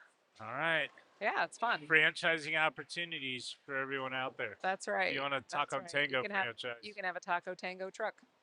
There you go. But yeah, we actually have we'll call it mini or micro wrestling. Wrestling. No, that's not a joke. It's a not a real joke. thing. Micro wrestling. It is the little people, Yeah. and they come out and they wrestle. They set up a mini ring in our event center, and we Where set we up. had the KEGEL seminar yesterday. Yes, right where we had the KEGEL seminar with Christus. Okay. And yeah, so we definitely we definitely do a When little bit is of that? everything. It is tonight. I'm so going. It is tonight. Are they sold out? Are tickets? I'm sold sure out? they're sold out, but I have Okay. a VIP table, so VIP. Table. I can probably find you a seat for What some time is micro it? wrestling. 9, 10 o'clock? No, I think it's like 8. Okay. I think it's 8 p.m. tonight. I think doors open at 7, 8 o'clock. What? Yeah, like We're in a bowling center running like a national bowling event, and we're talking about, oh yeah, and then tonight WWE's here, and it's sold out. funny enough, WWE is their headquarters were here in Orlando. Orlando. Yeah. Okay. And when I was Who the would've- GM at Aloma Bowl, we actually hosted an event with the wrestlers. And they ate so much protein. It was Yes. not even funny. But it was really cool to see these big guys, and then their hands are just huge, and to watch them bowl a little bit. So yeah, I'm not sure what's happening on lane 74 here. I don't have my ears on with my team. The walkie-talkie. The walkie-talkie is silent while I'm here in the booth with you. Oh wow. So I don't know what's up, but I did see a mechanic pop down there for a minute, so hopefully they can get that up here really quick. And I see shadows, so hopefully that is hopefully it's a good thing that they're working on it. Did you jinx me by saying I know. everything was I'm running telling so good? It was so good. So and then good. I said it, and Yeah. and that is bad. Yeah. My fault. That's on me. No, That's on me. Not you guys. That's on me. yeah, it'll be all right. We'll get it. We'll get it. So I need to ask about your most single most moment in your Hall of Fame career. Oh my goodness, my Like single the one most that you're favorite- like, oh my gosh, that was me. Like I did that, or I was there, right? Whatever. Yeah. Yeah. So one would think I might default to my first tour title, Yeah. but it actually wasn't. My most favorite event, it was in North Carolina, North Carolina. and I finished second. Okay. And it's a really, really cool story.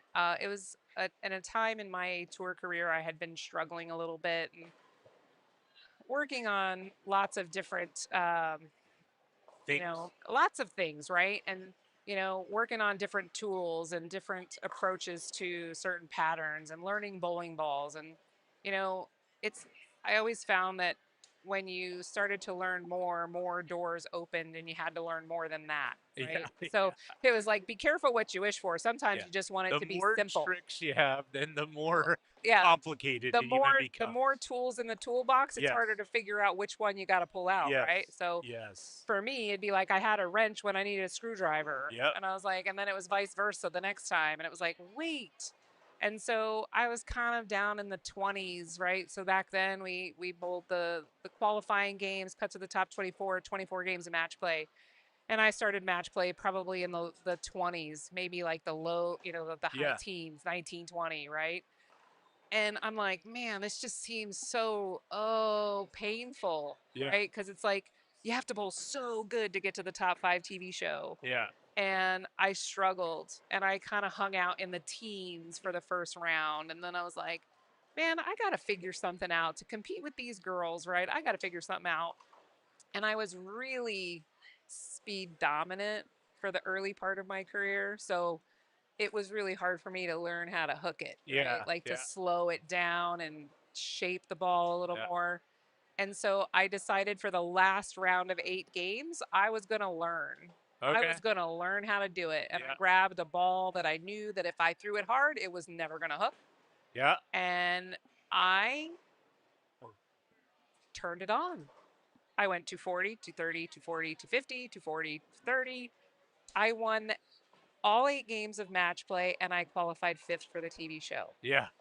I mean, 20th to 5th in a round. it was just insane. And then you how got up good. the ladder to the And then I got up championship. to the ladder of the championship match. I lost to Carolyn Doran Ballard that year when she ran him over, right? Okay. If Yeah. you remember. Yep. She had, I think it was like 8 titles in one season. Yep. Something crazy, Yeah, it was. right? Yeah. Hall of Famer Carolyn Doran Ballard, CDB. Thank you so much for inspiring me to be better. Shortly after that, the tour had ended for us, but such a great memory for me was that was kind of like the proudest moment. Just cool. Just because doing it the way a different way. Like something that was so out of my, it wasn't my A game, B game, or C game. Yeah. And so You're trying to bowl like Leanne.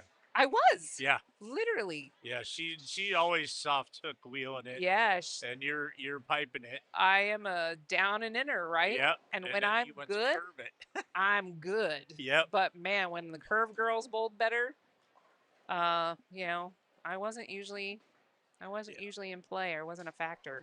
But so that was really cool because those were some of the tools I had worked on. I just didn't know when to use them. But I figured it out at that event. You figured I'm in 20th. How bad could it get? Right. 24th? Okay, right. Whatever. Exactly. What's it going to cost me if it doesn't go right? Right. 4 more spots.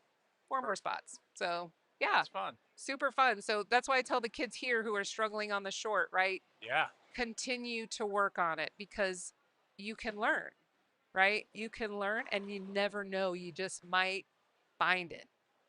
And when you find it, you own it. That's the cool thing. Yeah. That is the cool thing. We tell them, this. When we set this up, it's so funny because I would go, we bowled a lot, right? So I bowled a lot, Liam bowled a lot, and I would look and I think it doesn't really make sense the way we do this sport. Like we want to do it when we set out to do this. We have 3 rounds, 4 rounds, some of the events. And then total pins over all your games determines the winner. Like that is the purest form of you bowl better than all your peers, you win. There is no match play. Right. There's no bonus 30 pins. There is no made for TV final. It is the purest form because the one who knocks the pins down wins, as it should be. It should be. It should be. It should be. And so when we do these things, 2 things happen. It's like, well, they always run on time, right? So there's no issues. People can figure out what they, when they make their plans for dinners or getting home or departing, or they don't have to go, well, if I make match play, I'm sticking around. I need an extra hotel night of lodging or whatever. Right. No, everyone's playing the same amount of games, and then it's this total pin thing. So That was a nice spare over there on 72. slid it on over. Yeah. So yeah, I don't know. It's fun. So we tell the kids the same thing. Like you can medal in this round, Yeah. the short, and if you have your worst round, you can still come back and medal in the medium and long. Like you could Yeah. still win different scholarship opportunities and awards and so learn, right? That's the key. The key is to learn. Yeah. No, and that was one of the things, John got off to a very, very rough start. And, uh, I told him, I said, the good thing is you can come back this afternoon on the medium and redeem yourself, Yeah. right? You can come back and we knew the short was going to be super hard for him. It's, we haven't given him a whole lot of practice opportunities on sport, or short Yeah. sport, Yeah. right? So he's definitely struggled a little bit, and you can see that at times there's a little bit of frustration. We threw it in the gutter on the 5-pin there, Yeah. but yeah, it. I'm hoping that he's really just kind of taking it in and learning that Figure it out. you got to work on that touch, you got to work on that speed control, and yeah, it looks like he's back here communicating with Dad in the background. But you got to start somewhere. Everybody has a first, right? Oh sure. Everybody has a first. I told him I bowled the regional here a couple weeks ago. I gave the field an 80-pin head start the first 2 games. I shot 160, 170, and it felt like I hadn't bowled in a year. Ever. Yeah. Right. And I was like, wait a minute, what's going on? And I kind of went and shook myself out a little bit. Felt like I had to walk back in the building. And then I averaged 240 for the next 5 games. We had a really rough 7th game, the game 8. Yeah. Game 8, I had a few unfortunate breaks. Yeah. Threw it good. Threw it good, and left some pocket splits. So it was kind of, hey, I gave it a run. I finished 7th. I was super happy, right? Because I made it, I turned it around. It had started really, really rough. And I asked him, I said, it's a little embarrassing, right? Because you have an expectation and you're not bowling up to your expectation. And I go, we all do it. It all happens sometimes. Even if you are super experienced, it can happen. And so you just got to keep digging, keep learning, keep paying attention. And eventually, the more times you do it, you get better at it.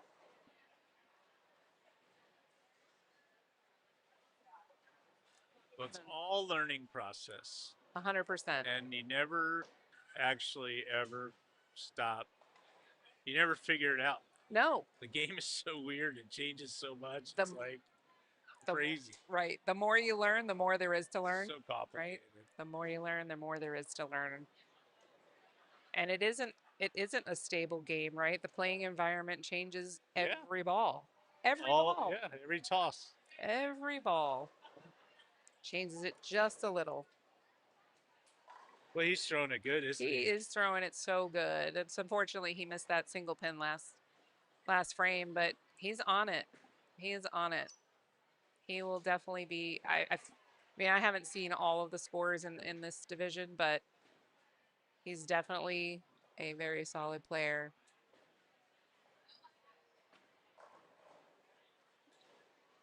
When he first started bowling our term, we always have these little wrist bands, rubber wristbands. He would have like an armful of wristbands, and I thought, nice. He bowl with that. He would have it on his right arm. I was like, this is crazy. But he made those things work for him. Sure thing. Rubber Ducky, come on. Rubber Ducky is not getting it done this frame. No. Elijah, no. All right, so then what happens now? You got to go get ready for your WWE festivities tonight. Yes, micro wrestling on tap, but actually we're going to get ready for the medium pattern shortly after this. We got one more game here, and it'll be pretty cool to see the medal presentation, right? Yeah, that comes fun. before the second round. I love it. Oh, yeah, Elijah. I love it. Whoopsie. But yeah, so we'll do the medium pattern this afternoon, and I expect to see some happier faces from some of those who struggled this morning. Yeah, the medium's always weird too because It they can be. transition so much more. They Like do. at least on the short, and I never saw anyone really playing to the right. I don't know if was game one. Trevor, was he out? He was Short- he was a good bit further right. Okay, Yes, he was. I didn't notice that on our TV pair. It seemed like they all played almost closer to second arrow, and I Yeah. was like wishing maybe they would move a little right, Yes. but they didn't really move No. right. No, So it's a little counterintuitive, right? A lot of people think it's the short pattern, you got to hook it more, and in the end, you really should try to play a little straighter and a little further right. One of the things we were trying to get with John was to actually play closer to the gutter with his plastic ball, yeah, because there was so much friction out there at the start. But now, as more of the traffic has migrated towards that track area, urethane in the track area, you start to see some stretching of the pattern. So definitely it definitely kind of reduces how much it hooks to the right of the track. Um, but I'll tell you, you miss the track to the left, you're getting one off the left, or it might make the left gutter. yeah. So there's still quite a bit of friction in the middle of the lane, but it's all in how you hit it. And the lanes do transition a good bit with the amount of urethane that goes down the lane on short. But the medium, you are right. The medium allows you to play out in a little bit of everywhere, and that's where it gets a little tricky because moving pair to pair, you might get somebody who played out, and you might get somebody who played in. Yep. And so it makes it a little bit harder to judge what to do. But you watch your ball enough and start to see the characteristics, they'll shape up and kind of give you a little bit better roadmap. And then as we hit the long tomorrow, most of them will be playing closer to the middle of the lane. So yeah, it'll be fun. That's mine. That's my favorite, the long. The long. I like the long because I throw it 12 miles an hour, so I like it. I like the more oil's better for me. Yeah. Well, that was another roughie. I didn't make a whole lot of spares. We started looking pretty strong there with a couple spares, but got away from him. And big learning process, learning curve. But Well, thank you for cruising by and hanging out with us and sharing your knowledge and hosting this wonderful event. We appreciate all your staff here. Has been amazing and fantastic. And everyone come by, and if you're not going to bowl, I mean, we want you to come by and bowl, but at least come by and have some taco tango.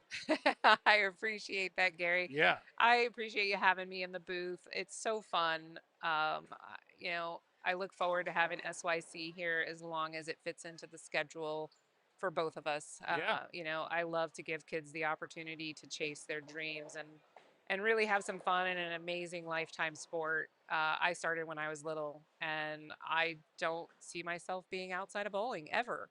And I've been fortunate to have some pretty amazing jobs and made amazing friends, especially you and Leanne. Yeah. And lifetime friends from years and years ago. And I want to see that happen with these kids too. Nothing better than bowling. Nothing better. The original social network. For bowling. sure. For sure. Let's bring it back. Before we had phones and social media. Yes. So if you're out there bowling league, put your phone down, talk to your friends, talk to your teammates, your competitors. It is a great game. Yes. And don't forget that. Make some friends. All right. Kendra, thanks so much for your time. We appreciate it. Folks, we're going to come back with game 5 in just a minute. Good job, Eli. Good Eli's job. Tripping the 5. Crushing them. Yeah. He's going to have our height game on the pair here. Love it. Love it. He's been grinding. He's been grinding all morning. So it's nice to see a little break happen his way. I like his game, too. For sure. Got a nice little game. Solid. Solid.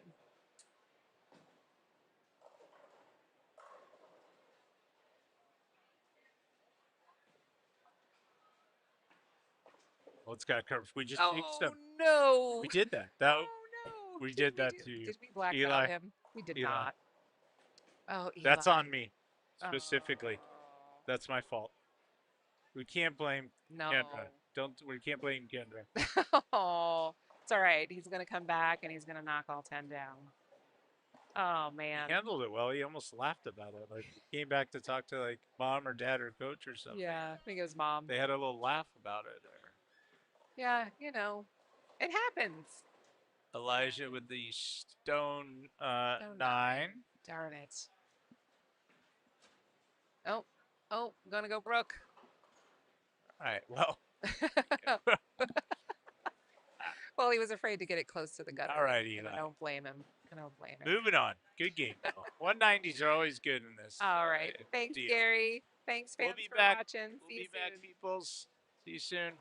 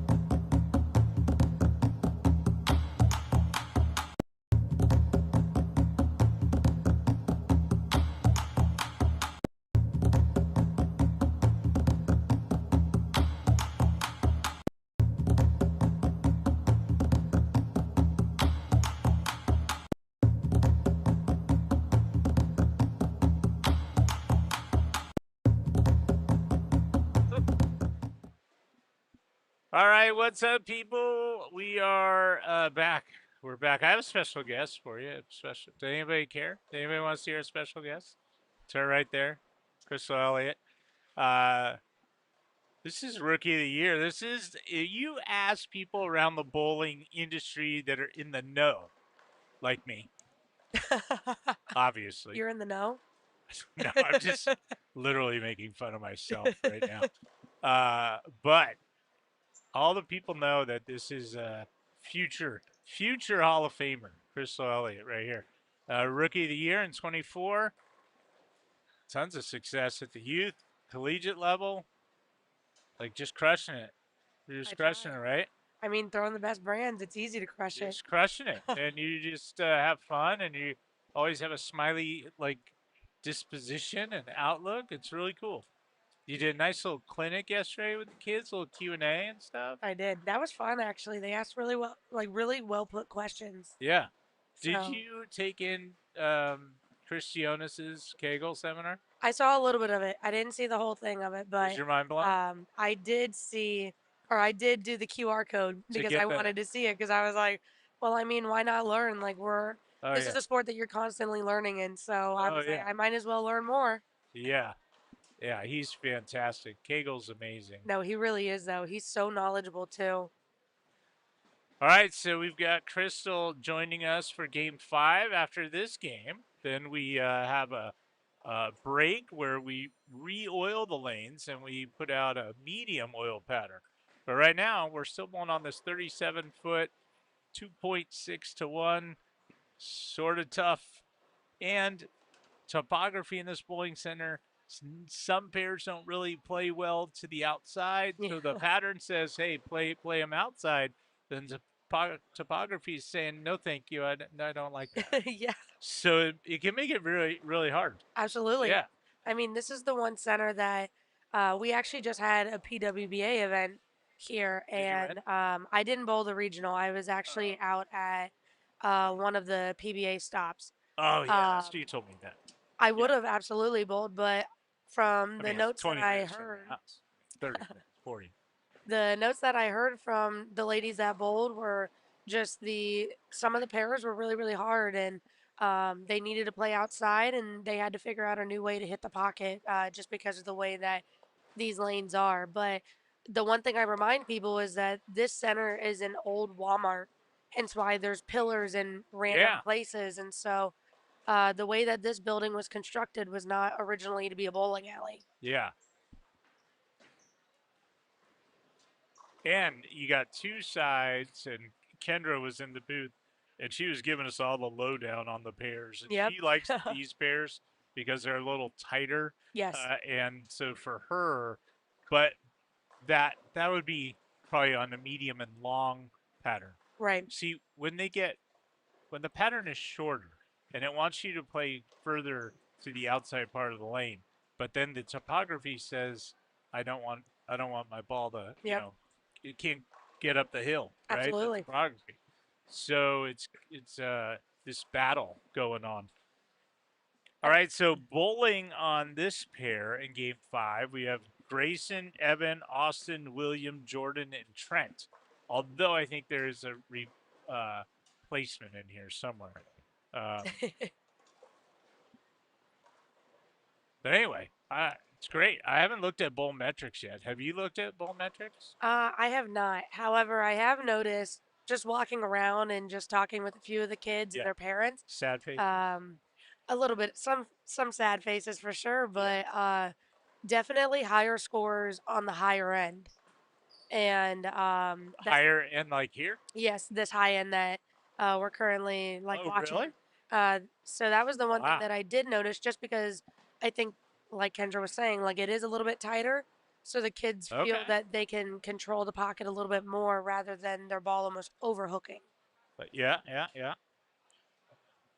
And like I was looking at the pattern a little bit just to see where like I would have played this if this was out on maybe one of the tour stops or even And just a where regular would you have played tournament. this? I definitely would have started out with the concept. Yeah. That thing is amazing. Yeah. But the one thing I keep telling the kids is the further left that you move, we're going to try and create hold with angle. Yeah. And so ultimately what you're trying to do is we're here with these lanes here, we have the markers down lane to allow you to see like where maybe you want your ball to be at the break point. And so I was like, why don't you just try and get your ball to almost circle the break point just a little bit? Doesn't have to be a ton. Make it like 7-8 at the break point is where you want your ball to be coming off the pattern. And once you move left, you just keep it in the same area. And I mean, maybe you move in your break point like every so often, but not too frequently. And they've been having a little bit more success when they've been able to see the picture like that. That's how I would have So attacked you think it, you though. could curve it a little bit here? Oh, absolutely. Yeah. Yes. I mean, short patterns are weird because it can be one of those things where you can play up the lane, but there's also times when you can just hook the lane and just use it to your advantage. I mean, there's a ton of talent in this field right now. So it's one of those things of you might as well use the free hook to your advantage.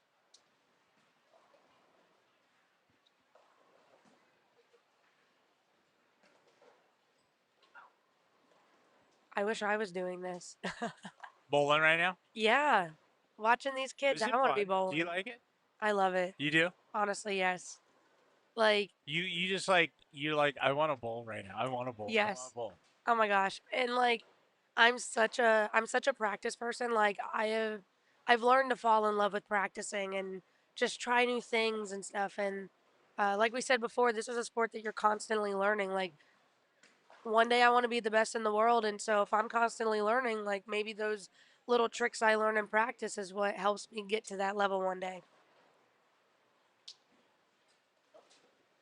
We didn't have a lot of people filling out any bios. We asked the kids to fill it out, but we did have Trent Bombs, who is in Citrus Springs. Oh, nice. I don't know where that is, but his favorite place to bowl is Sportsman's Bowl, Inverness, and Parkview Lanes. So Trent's bowled over 10 SYCs. He's constantly trying to improve. He codes video games. Wow. That's pretty sweet, isn't it? Okay, yeah, that's actually really cool though. Very cool. So I like it. I wonder what got him into doing that. Yeah, he's probably just playing a game and was like super excited, and then he was like, "Yeah, I'm gonna make my own game. I'm gonna do it better." And we're looking at a future millionaire here. 100%, 100%. So you live 40 minutes away. Some rocket went off today. Yes. In your backyard. Did it go off? Like 6 a.m. Did it go? It was, Yep. Yeah. 6 a.m. went off. And what do we do with that? We ship that where? What rocket were we sending up? I believe that it was a SpaceX rocket that went up, but I mean, uh, so they always have like the different rockets. So you have rockets that are sent up from SpaceX, and then you also have NASA that sends up rockets. And so, fortunately for us, there's almost a rocket launch at least twice, 3 times a week, which is Okay. actually really, really cool. But to think about the amount of money that's put into it and the technology that's used is just absolutely insane. I mean, now the boosters used to land right in the ocean. Like they would just be like, all right, boosters are going to land right here in the Atlantic Ocean. And Yeah. like they sent boats out like days in advance to go pick them up. And then it would take days to bring them back. And now they have a platform connected to a boat and they're able to now have these boosters land straight up on the platform and they can hook everything up. Not like it's cost effective because now you don't have to get all the water out of the system and like redo everything. Now it's just landing on the platform and ready to go. Oh my goodness. Yeah, it's so crazy. And that's like in your backyard. Yep. Yeah. Like anytime there's a rocket launch, just step out of my driveway. This morning it was a little bit cloudy to see it. Yeah. So it's going to be a little bit harder. But yeah, just step out in the driveway and just watch it go up. I mean, more recently we've been sending people up. And so when there's people in the rockets, there's more of a crowd that comes out. So this one was just to get materials up to the satellites. Yeah. Do you have an app?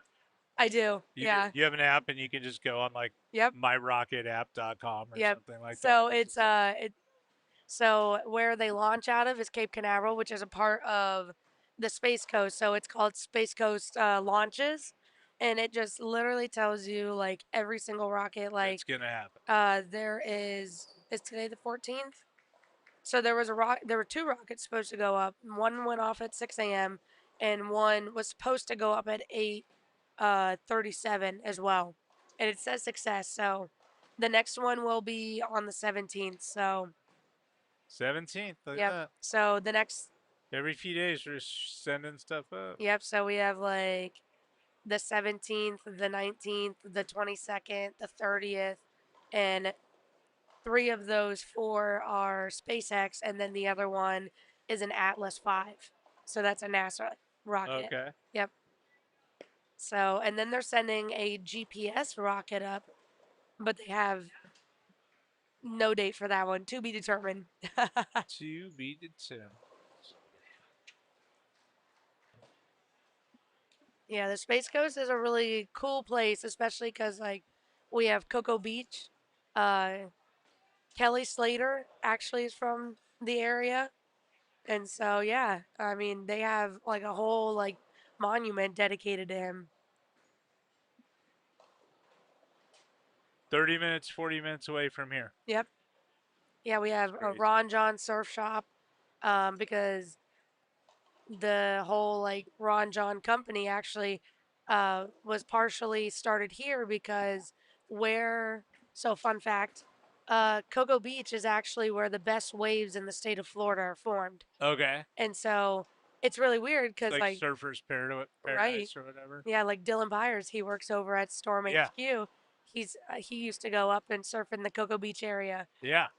but that's just where the best waves are. I mean, NASA was put in the location because they mathematically solved that if NASA's put there, that's where the least amount of hurricanes are going to hit. It's going to be south and north of it. And so it's just so insane like when you think of that, but it makes total sense. That's a fun fact. It's cool. What are you going to bowl next? What's your next bowling adventure? I'll be bowling the USBC Masters. Oh, bowling with the boys? I am. Good. Liz Johnson Crush and I believe, are the only two women in the field. Crush them. We're going to try. Just punish them. I'm excited. I've never bowled a PBA event, or well, on the men's side, I should Yeah. say, because that one's not a PBA event. But I'm actually really excited just to see. I'm using it as like a guide for myself, not only to improve, but to see where I need to improve before the women's tour starts up. Yeah, when is that? The Masters coming up in Detroit, right? Yes, it starts. Practice session is the 23rd. Yeah. So yeah, So and then you're TV like shows the less than 10 29th. days here. You Yep, got to get. I You know. sharp? You ready to go? I Are you believe ready? so. Yeah. Yep.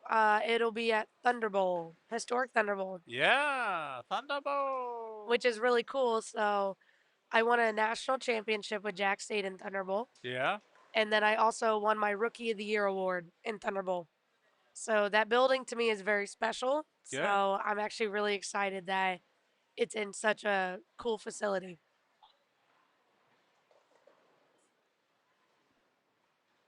Yeah. I like that place as well. Thunderbolt. I like Detroit. I'm like a Detroit guy, I think. I don't even know Yeah. why. Yeah, I don't know why. Are you a Lions fan? I like the Lions. Yeah, I'm good with the Lions. I'm good. I'm an NFL. I'm a fan of the NFL. So I'm like probably a super fan. No, I like Fan. that. And so I like the Lions story. I love that all those years of just being awful and then figuring it out, and now they're good. I mean, I know last year didn't exactly end up the way they wanted, but I still got a lot of respect for the Lions organization. I love that. No, I think Detroit's actually a really cool place. And Very historic. if you bowl, Detroit's still like the leader bowling wise. It's like Oh, absolutely. if you like bowling and you go to Detroit, I always tell people on the West Coast or like where we live in Utah, where no one bowls. If you go, in Utah and I go out and I've got my storm gear on, it's pretty rare when someone goes, "Hey, Storm the bowling company?" And I'm like, "Yeah, that's us. That's us." When you go to Detroit, go out to any place you want to go eat, and you're wearing Storm. People are like, "Hey, I bowl." Like it's Yep. so weird. It's like everyone bowls there. Absolutely. It's cool. It's like that all over that general like Midwesty, upper Midwest, like Absolutely. Michigan and Wisconsin and Illinois. Yep.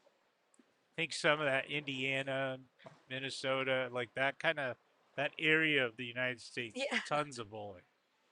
I think it also has to do with like winter and Yeah. the winter months and stuff. I mean, you can't go outside unless you want to snowboard. For us, that's the thing. In Utah, we're a winter sports mecca. Oh So yeah. everyone they love winter and they go outside. And then when summer hits, they go outside. And so they're never going inside to bowl. But Right. in Michigan and those places, what do you don't have? I mean, we got 12,000 foot mountains. You don't have that Oh my those gosh. parts, right? You got little hills. Yep. There no one's skiing on the little hill, No. so they just go bowl. Oh, it's cold. Let's go bowling.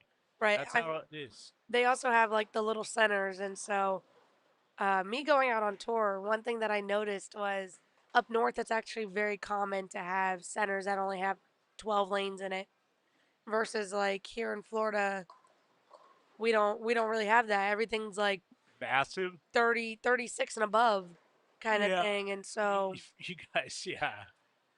everything. And You I guys mean, you do bowling really well down here. oh, Florida's absolutely. great. Oh, I for walked bowling. into Boardwalk last night, and because some of the kids were like, I want to go practice, make sure I'm really, really sharp for this Yeah. event.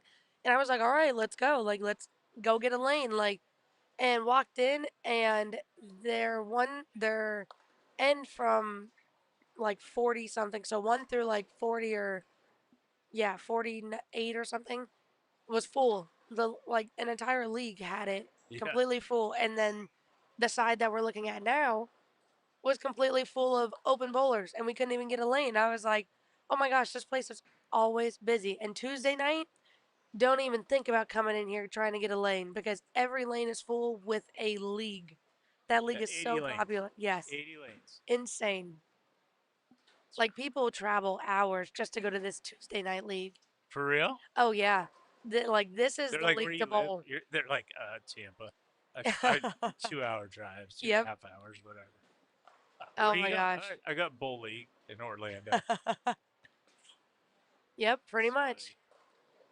But I mean, like, bowling down here is totally different from bowling. I feel like it's here in Michigan, truthfully, Yeah. that bowling is like you just see, especially like the youth bowlers that come out of it. And then, like, you see the bowlers that, like, the amateur bowlers that bowl for a living every single weekend. And I mean, it is incredible. Like, there's always a tournament every single Yeah. weekend.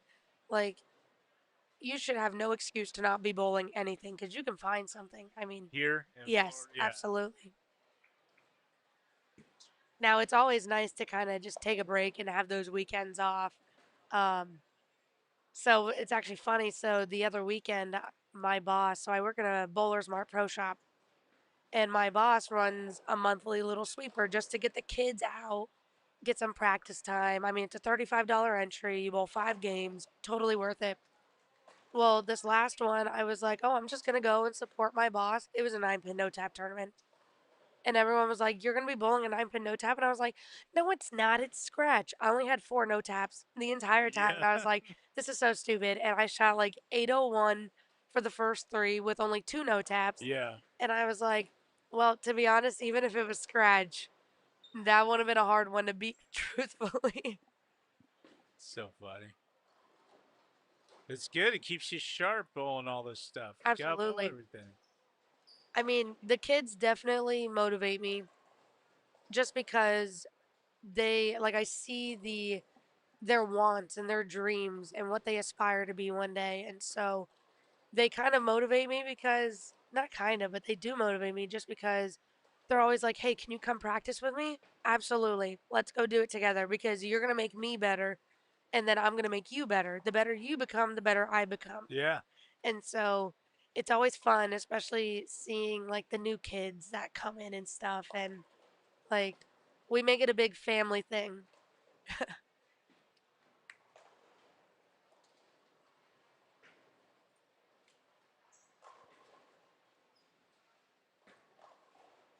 What do you think's going to be the high score this morning? All man, woman, I want to kids. say, What do you think the number's going to be? I feel like it has to be like I'm going to make the joke here. 267. 67. 6-7, 267 over. Oh, no. I thought you meant high game. No, Oh, no. Okay. Series wise. for 5 games. What do you think? I haven't looked at any Oh, scores. I was going to say, have you looked? No, I have not Um, looked. Let's I'm gonna go. see. I'll go first. I'm gonna go with 137 over, and I don't know who it is. Could be a girl, could be a boy. I don't Actually, know. I have that's no a good clue. guess. I'm going one person 137 over. I think they're hard. Oh my gosh, I they think are they're hard. hard. So I'll take the under. I'll go. you're going under? Yeah. Okay. I'll go I'll make it like 124. But that's not much under.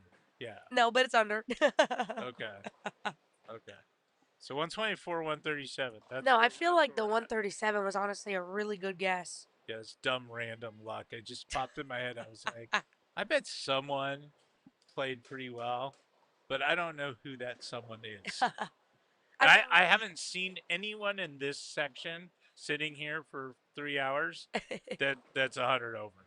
So I don't know where the 100 over person is, but I'm just assuming with 220 Right. kids, someone hit them okay. Oh my gosh, has to. I mean, if you look over here on 72, we have Chris Wagner. I mean, he is just one of those youth kids that you always are like, wow, like absolutely Super good. incredible. Is he Oh my good? gosh, incredible. He just won the PBA junior.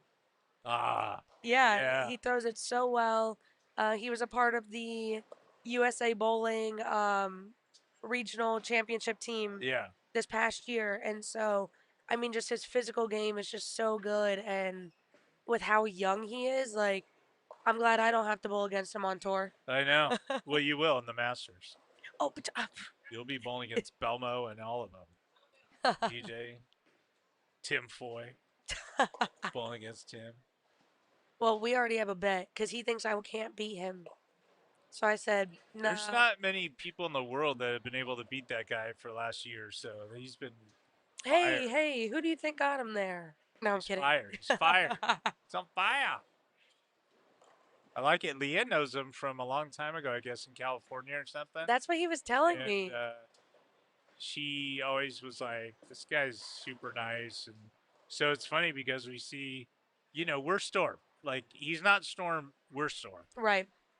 I love seeing people live their dreams and play well. And so I'm always like, whether they're on our team or not on our team, giving props. Like, it's just great to see. Like, well, of course, we want all the Storm people to be number one. Well, that's why the last show was so good for me because I was like, I mean, we literally have an entire Storm show except one. And then the one guy's my boyfriend, just so happened. I'm like, that worked out really well. And I mean, truthfully, like, especially like with talking with him and seeing his arsenal, I've learned so much about the Brunswick brands. It's helped me in the pro shop. No. Don't get any ideas. No, but like it helps me in competition because like if I see someone throwing a hammerhead, that's supposed to be their equivalent to our face too. Yeah. And so that's where I'm like looking and I'm like learning about it and I'm like, oh, okay, now I have the one up on you because if you're successful with this ball, I know it's similar to this. Yeah. And so it's just one of those things that after talking with him, it just helps me in the pro shop and just in the competitor side of things. Yeah, you can pay attention a little differently. Yep. I like that. And like I knew a little bit about them, not too much, but I've definitely learned a lot. And like speaking with their reps, I just ask them questions. I ask them questions that I would ask like our reps. Just about like so like on this type of condition, would you use this ball? And we just start the conversation with that.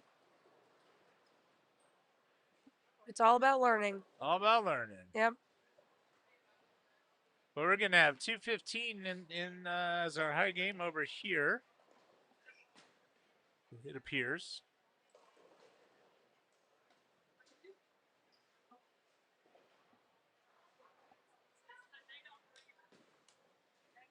Is this just the hard pair right here?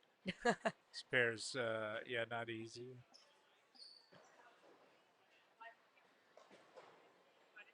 Christopher over there. We can't see him on our screen, but you brought him up, so he's finishing with about 200, but he has to spare the 3.610, which for me I would just push the reset button and just go to the next frame. I just go to the next frame. I'm good. It's a 3.6910 for me. I make the 3.6910 and I tell people I made the Greek church. Yeah, it's like 4-bagger. Oh my gosh, yes. Oh, he Oh, nailed made it. it. That was a good shot at it too. Yeah, he did the way you're supposed to. Yeah. Yeah. I Ah. would like hit it, the 3-pin on the left and like sling him around over there if I made it or missed it. I got nationals coming up in a month with my wife. Oh I yeah. haven't bowled in 9-ish months, so I have to drill some balls. So I Oh. did drill a ball. Drilled a Global Viking, Oh and I've yeah. thrown that. That ball's stupid good, by the way. And Absolutely. Vengeance I've got on the drill press. When I get home, I'll drill that. So good. Concept. Of course. Yep. A spare ball because I need that. Well, which one? Like a mixed spare ball or Yeah, like an ice? I don't know what I'll have. Depends what we have in stock that looks appealing to me. Yeah, and then I'll fill it in. I'll have a couple ball extra. I'm gonna have 6 balls. I'm totally committed to nationals this year. I love it. Yeah, and I I love don't it. know what the number is gonna be, but I'm gonna benchmark myself somewhere. I don't know. I don't know.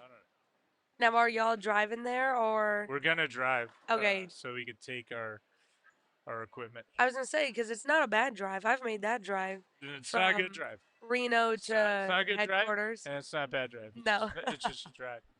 All right, folks, listen, we'll be back for round 2 later today. Crystal, thanks for swinging by the booth and helping the kids out this weekend. Of We course. appreciate you being here. Thank you.